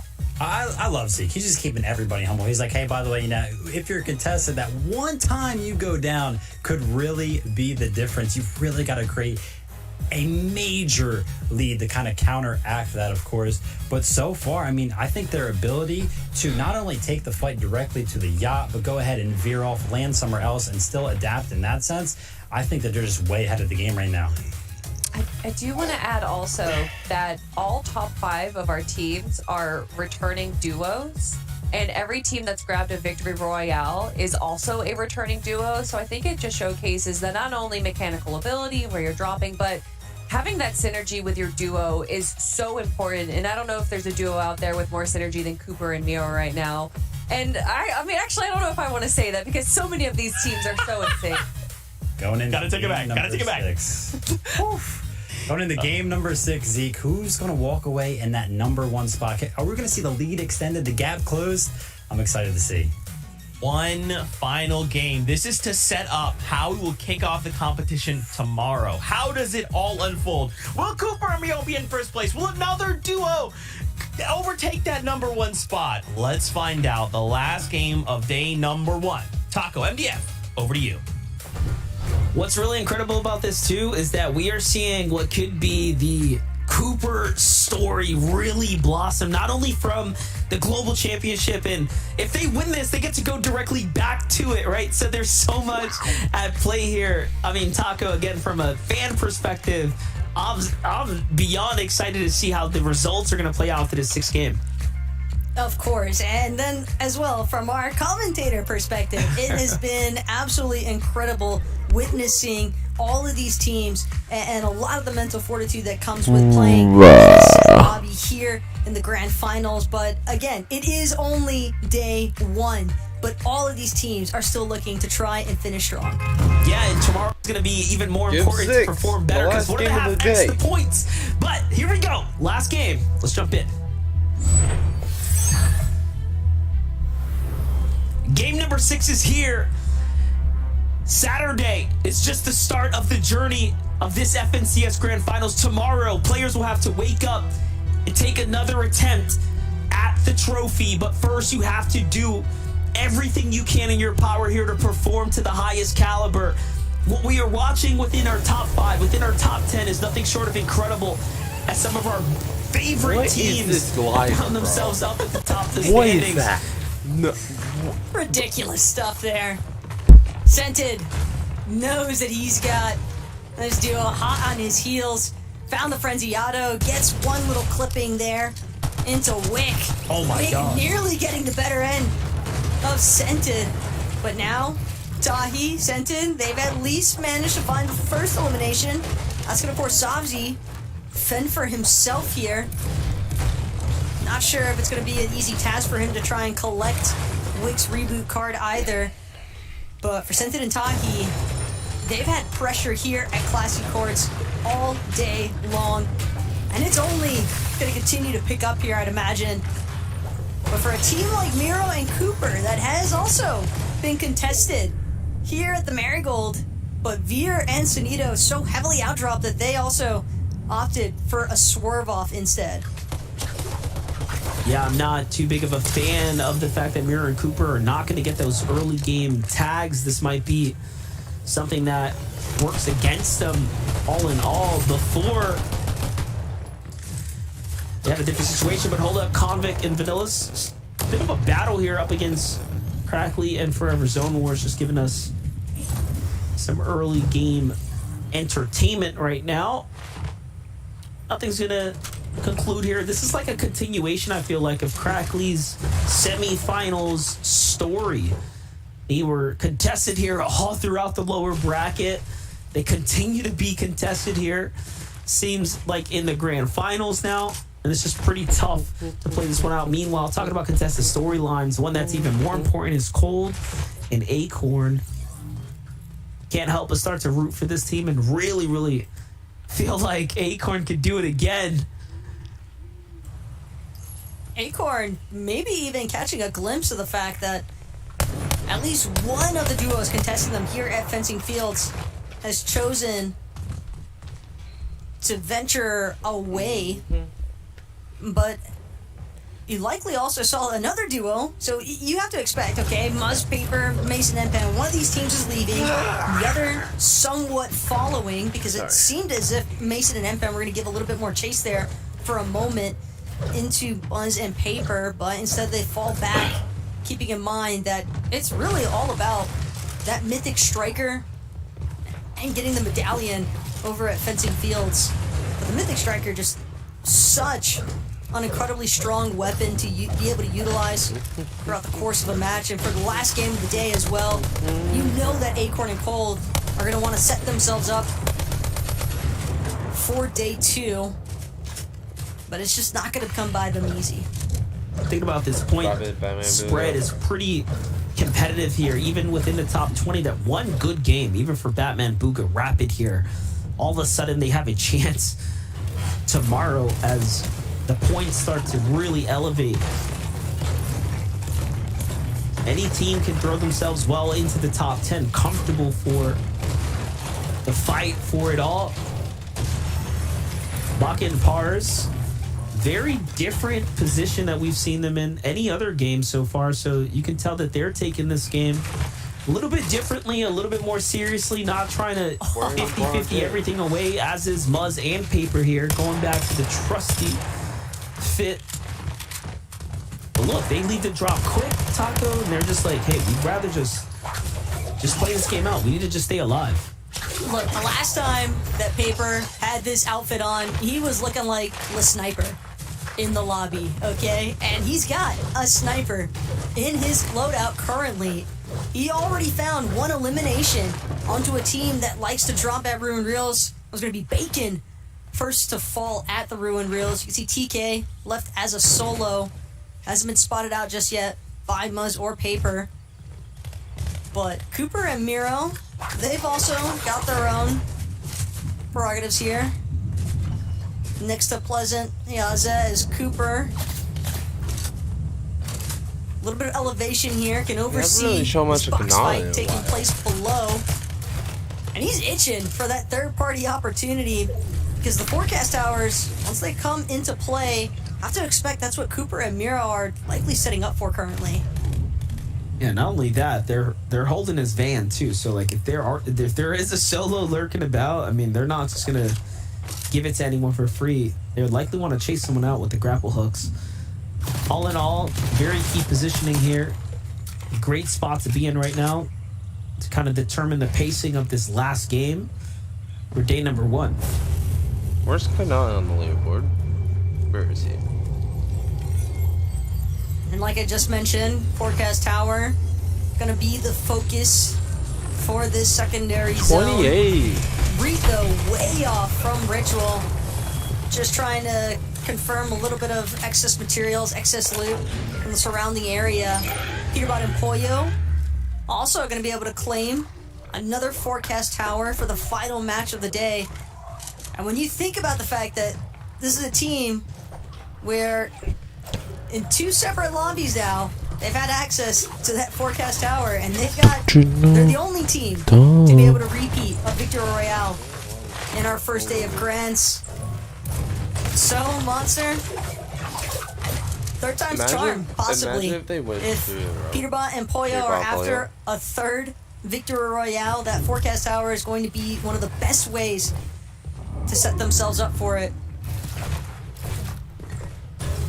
Rise and Yamzo on the move right now. Very much split up from one another here.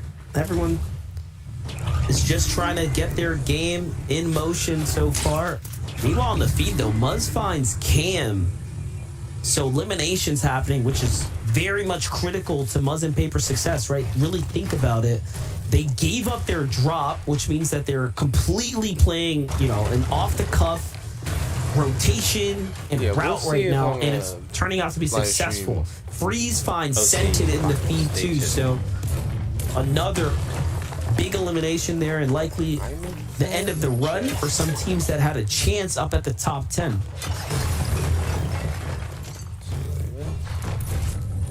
At least as far as day 1 is concerned. But you touched on it at the start of this match. MDF, 1.5 times point multiplier is definitely nothing to snooze on. So even for some of these teams that might find themselves outside of that top 5 in the leaderboard, because we have definitely been seeing a little bit of a point disparity build up already here in day 1, but 1 p.m. It's maintaining that, which could be difficult once that point multiplier comes into action. But we'll see. Good positional play here out of Tahi. Clearly wants to get Scented back into the lobby. Actually be able to pick up a decent amount of loot as well. Might have been Scented's leftover after he got Elim, but Tahi, it's all about making a play for the reboot van. That'll be the focus. Reboot van's important. Uga and Aviv right now, playing the outskirts here, still holding on to their top 5 position. Talking about point disparities, you can see how things start to really jump up. A 30-point difference between 5th and 4th. Doesn't mean you can count them out, but here's Ritual. I like that they're taking a fight earlier now, before things get a little chaotic and they actually win this engagement. This is going to set themselves up for success right here. This is going to allow them to have that comfort, have that damage that they need to at least create a runway to play for the positioning, take advantage of their forecast tower. Muzz and Paper are listening nearby, but Acorn and Cold also in a troublesome situation here. We've seen Acorn and Cold already have a problem against Edgy and Tavern, who ambushed them before, but now look like they're starting to position up for some revenge here. But this is going to be a combat cache fight that Cold and Acorn most definitely kind of need. If you look at the hard materials, Cold doesn't have as much metal as he would probably like. So if they're able to confirm this cache, that will definitely make up the difference here. So can't expect Cold or Acorn to fall back anytime soon. Edgy Tavern maybe recognizing the fact that they're just too little too late towards this engagement. Could still look for a fight after the fact, because Cold and Acorn will be able to confirm the cache no problem, since they were the first to pounce upon it, having already been local to Fencing Fields. And yeah, that's going to be the break-off. Tavern Edgy coming up short here. Probably a pretty stiff blow as well, because if they're making a play for the cache and just giving up the engagement like that, not even opting to try and force their way into the boxes there for Acorn and Cold, so they're not getting surge tag damage, they're not getting materials, they're seemingly going to be forced into an engagement at some point or another, given what they missed out on from that cache.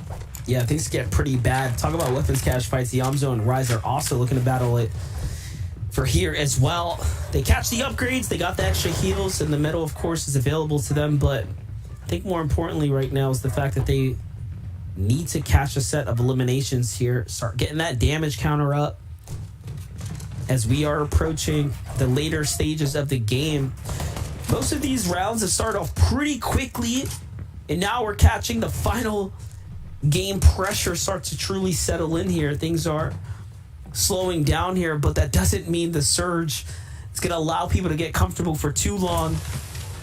Ultimately, you will have to fight here. And we are just minutes away from things getting extremely chaotic here. They're doing quite well for the first. Seth and Polarize the top 10 team. Taco looking relatively okay, but not the greatest. They too have some problems here ahead of them. And it's almost kind of crazy to think about too, because when you start off the day with just so much outright aggression pouring in from what felt like every direction from all these teams, and for it to now just practically come to a halt here. A lot of these teams essentially putting themselves now in a position where they're basically waiting out for that surge threshold to come into play. And if you're taking your chances on whether or not you've done enough damage to avoid being caught up in there we go. We got 25 damage on chaoticness that occurs once the surge comes into play, it might be tough to come by for some of these teams, like what we saw there from Death and Polarize, because they were alone. Nobody nearby. Teams looking for desperate rotations or teams that are just at these uncontested drops. I want to see some Their struggle today has been maintaining a healthy surge damage threshold. Well, that'll be something for consideration in VOD review tonight. Because again, a set lobby, especially a grand set lobby, is always going to be an entirely different beast when it comes to maintaining a surge strategy. Yeah, I'll be the first to say I don't like it. I think all of our top 5 leaderboard leaders at the moment, they have to do more. They have to be a little bit more aggressive and honestly get out there and just take it at this point, because otherwise, you called it correctly, they're going to be under some serious trouble of other teams that will need to fight too. And if they don't start sooner rather than later, they are just going to give away this nice lead that they found themselves in. Clix and Epic Whale is very much included in that conversation as well. Look at how, sure, they have some tags, but they're sitting next to 4 duos, them being one of them. Why, right? Like, why put yourself in such risk? And look at who it is. Re and Ritual, Crisp and Noxie. 2 teams of which are very much comfortably inside the top 10. And then you have, of course, Ozone and Golden up above, who can easily throw their hat in the conversation, right? This is just all types of trouble waiting to unfold. Here it is. I like the way, though, that Epic Whale was looking to create a little bit of distance from that conglomerate of teams. Just utilizing some of the natural faces, that cliff face, providing some good coverage for him and Clix to rotate through the low ground. But Death and Polarized, they've got a little bit more of a direct approach here, trying to deal with the likes of Jiven and Pickle. And I hope Destiny Jesus has been able to formulate some kind of a strategy for his team that he's coaching there in Jiven and Pickle, because it's definitely been a rough first day. And Polarize only looking to try and increase the problems here that Jiven and Pickle have been up against. But Death actually finding himself not full Elam now. Polarize stuck inside of their box, trying to see if he can hold on. Maybe a little bit of assistance coming through from Bugha and Aviv there for Jiven and Pickle. So you can see them seemingly wanting to rotate, possibly looking to get a little bit more aggressive here with this engagement. Yeah, I'll say it right now. Any team going 2-2, head-to-head against Jiven and Pickle are just not going to have a fair chance at all right now. They are playing very, very exceptionally well when it comes down to these early game engagements. This is why they're kind of in the middle of the pack and will likely have a better day 2 as they get to do the homework tonight. Well, let's jump over Cooper and Mira, who have actually gotten their hands dirty for a second there. But it doesn't matter. Look at how they're sitting on all of this excess material here. Likely a weapons cache that was rewarded to them. They carried back, hauled back all that loot.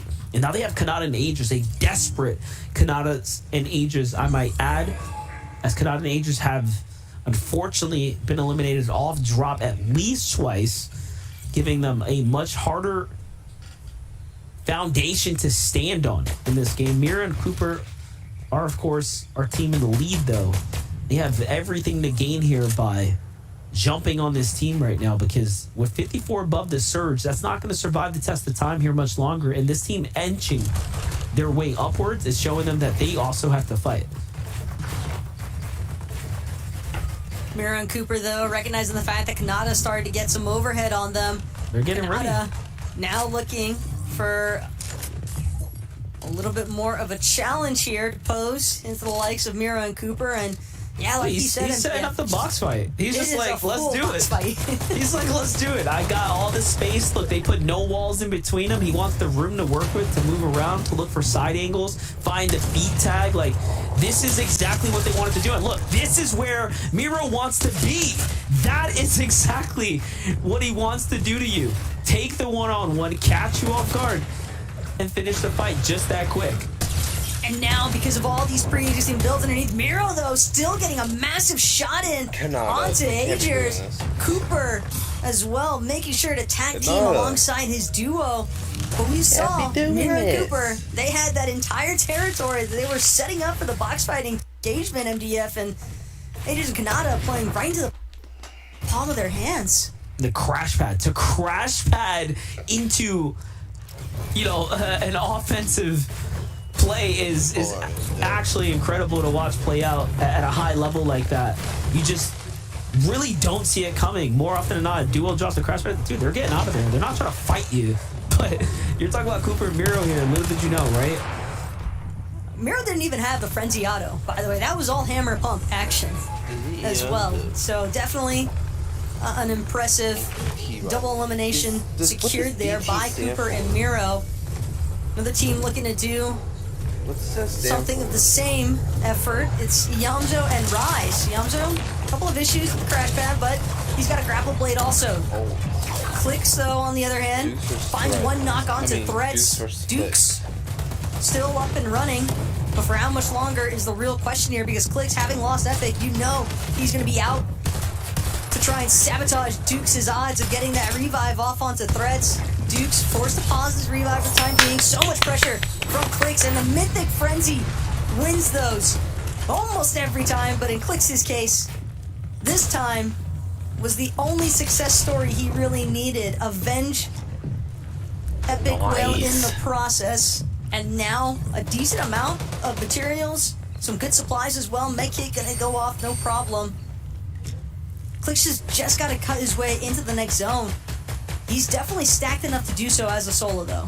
And it's crazy. He has options right now with those extra heals here to, for sure, rat out some placement points, and he needs it. He's going to need every single position point he can gain, and right now it's not quite rewarded just yet. We got to get into that top 25, and more importantly, close to that top 15. He broke into the top 5, though, off of that play alone.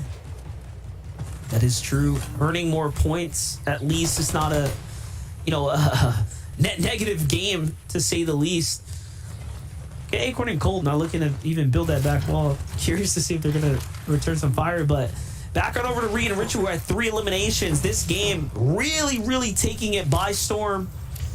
And you have to really appreciate the fact that they've continued to adjust game after game. No 2 games in the 6th round, the 6 we've seen so far has been the same, especially for them, for being contested to being, having issues with Storm Surge, and then all types of the gauntlet they've gone through, even working their way up to, of course, that Victory Royale. So very, very interesting to say the least. Back on over to Clicks, though, who, like we just mentioned, has pressure coming in. You saw that team see him and then decide to key in. They know he's a solo, and they're close on his heels.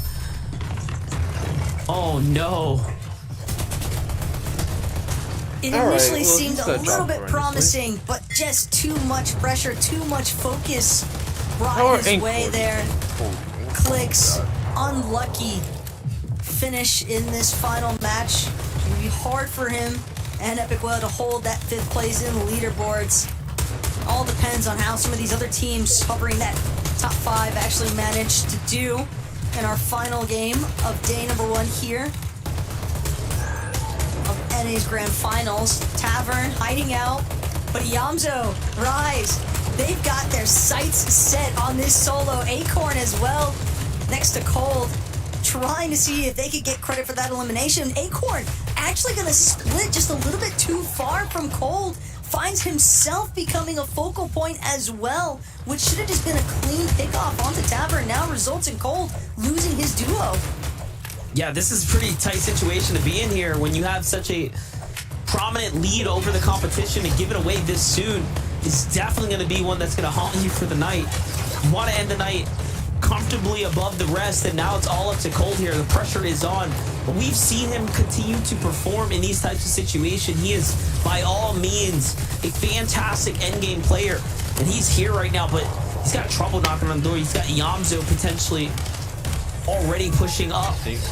Rise here as well. We know Yamzo and Rise have proven to be two of the deadliest on the region right now when it comes down to endgame and what they're capable of in the low ground.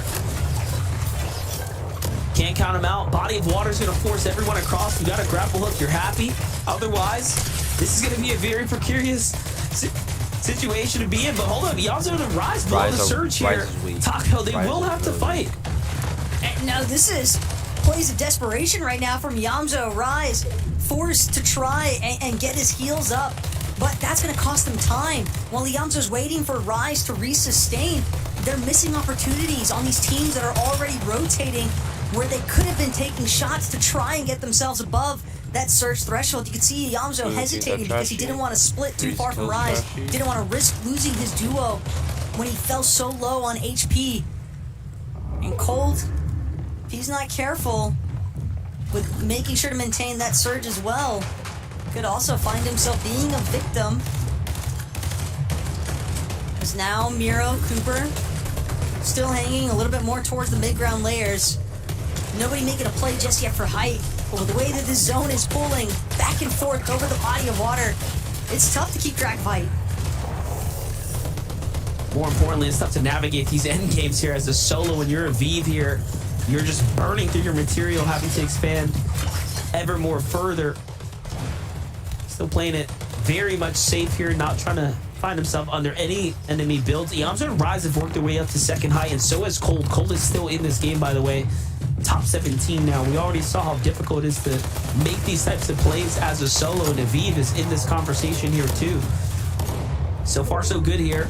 Miro and Cooper continue to march their way to the tune of their own song, but Cooper hurt big time here. Finds himself right in between a world of trouble. Rhea and Ritual down low.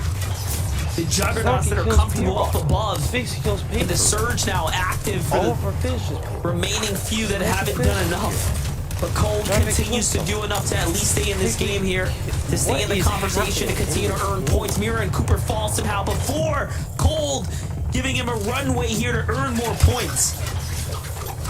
And Cold, it's a blessing in disguise here for him as well. And use that Flowberry Fizz, just trying to do what he can to maintain staying towards the front side of these moving zones. No one seeming to spot out this solo just yet. And it's Quanti and Bila who have ultimate high ground currently. Rise Yamzo on a completely different layer, but they are just tearing through everyone they encounter. A massive pickoff as far as point eliminations are concerned. But Rise and Yamzo, they're still moving. And Aviv can't be said for them because that's going to be an easy elimination. Solo in the backside, no chance.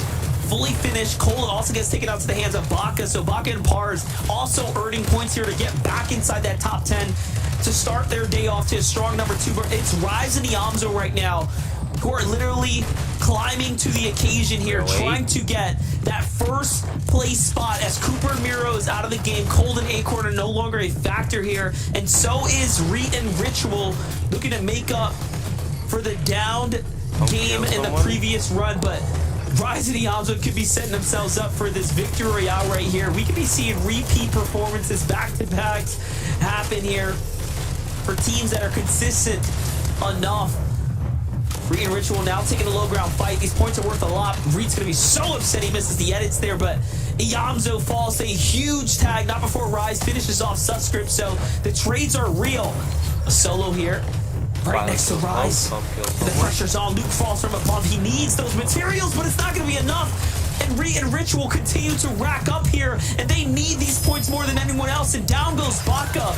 Pars is a solo now in the water here, and the damage is done. But way up above all this calamity taking place in the low ground, it's going to be Quanti up top.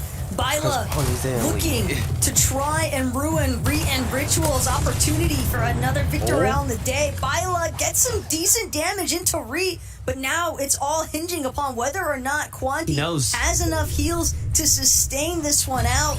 Ritual gonna have to wait with this final medkit. Quanti actually opting to drop to the low ground, finds Ritual, but he needs to get the finishing blow. Ritual gonna box up immediately, and it's just enough space, it's just enough between him and Quanti at the end.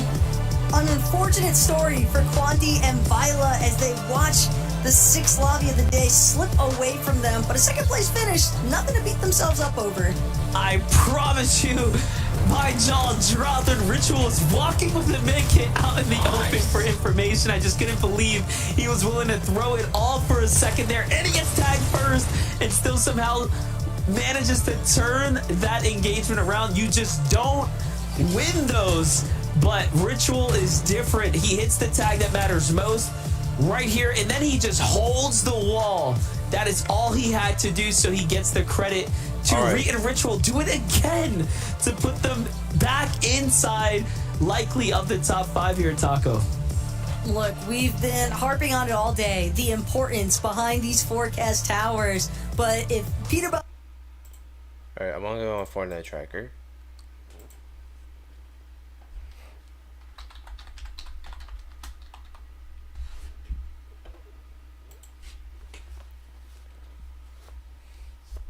Should probably move my webcam again. Wait, no, that's not my webcam.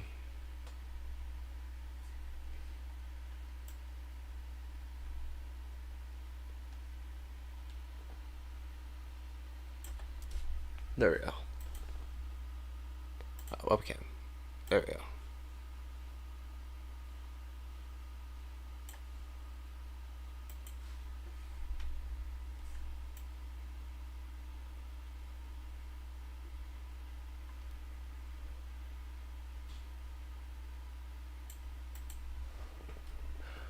All right. Events.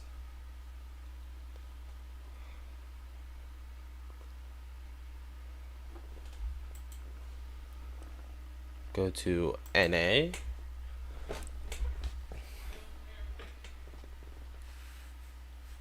We're gonna see who won day 1.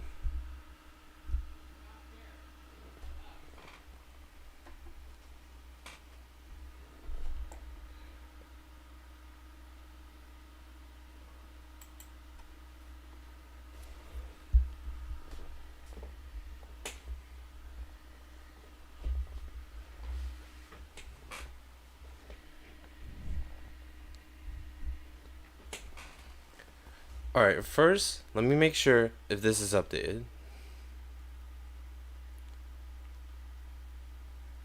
It looks like this is updated. Yeah, this is updated. Alright. So, first place, we have Yamzo Rise coming in with 320 points. That's a lot of points. Coming in second, we have Cooper Miro, Acorn Cold, Ritual and Re, and Purebot and Pollo. That is our top 5.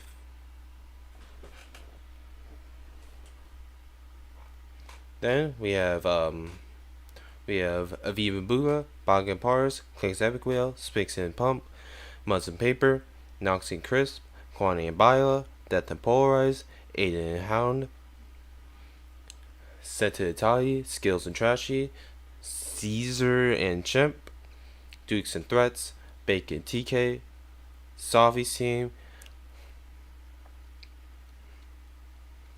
Cam and Minish, Batman Booga and Rapid, Pagel and Jiven,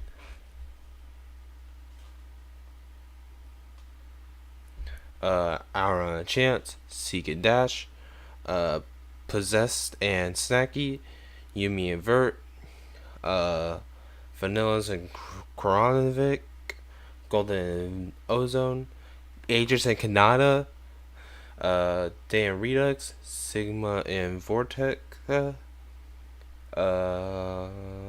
Ancient Jeff Oliver OG, Neko and XV, Trevor and Neji, Freeze and Subscript, Mason and Npen, Mio and Xpon, Maxo, Blake and Macwood, Crackly, and I guess I'm assuming this is Oliver Joe 2G.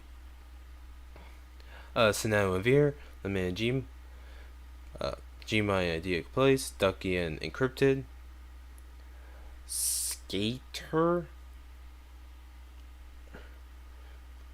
Zyro's team, Raise a Higher, Brighton Chubbs, and Jafer in School. That is our top 50 for day 1.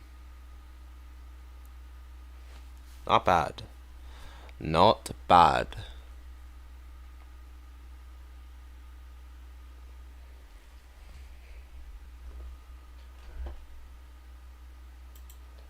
Here, let me go to my special Twitter page. And who were, I completely forgot what my top 10 were.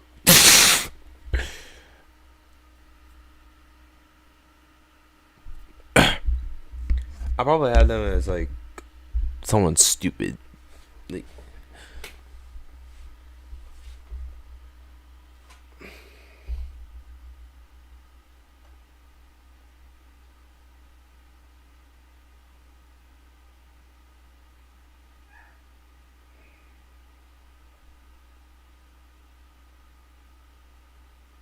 during a shout out.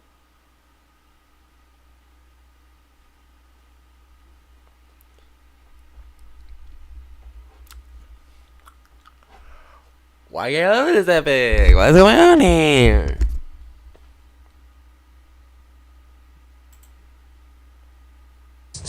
Bit of a battle here up against Crackly and Forever Zone Wars, just giving us some early game entertainment right now. They have a different situation, but hold up, Convict and Vanillas. Bit of a battle here up against Crackly and Forever Zone Wars, just giving us some early game entertainment right now. They have a different.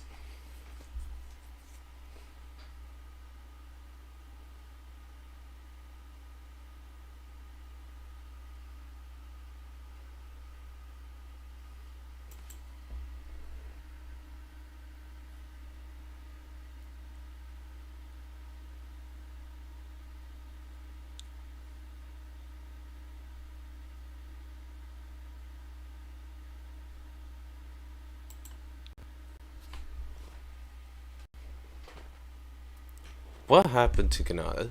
Can someone please tell me what happened?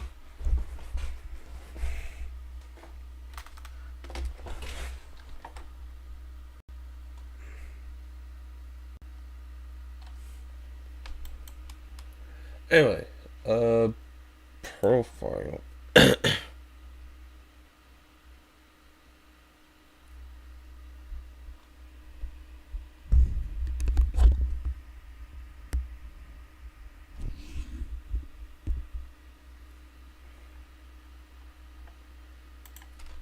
So yeah, these were my predictions. So we have Rita Ritual, who's in 4th place. Booga and Vive, did they make it? Booga. Yeah, Booga and Vive are here. Kanata Agers did not make it. Piaba Pollo, they made it. Yamza Rise obviously made it. Acorn, yes. Yes. No. Yeah, I'm him. I got 7 out of the 10 correct for day 1. I don't want to get too cocky with it.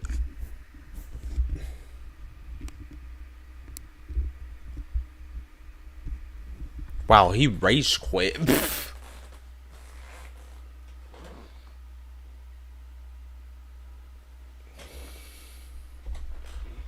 Alright. That's gonna be the end of the stream, guys. I'm still debating whether to stream OC. We'll see. I'll see you guys later or possibly tomorrow for finals. Grand finals, stay tuned. Stay tuned.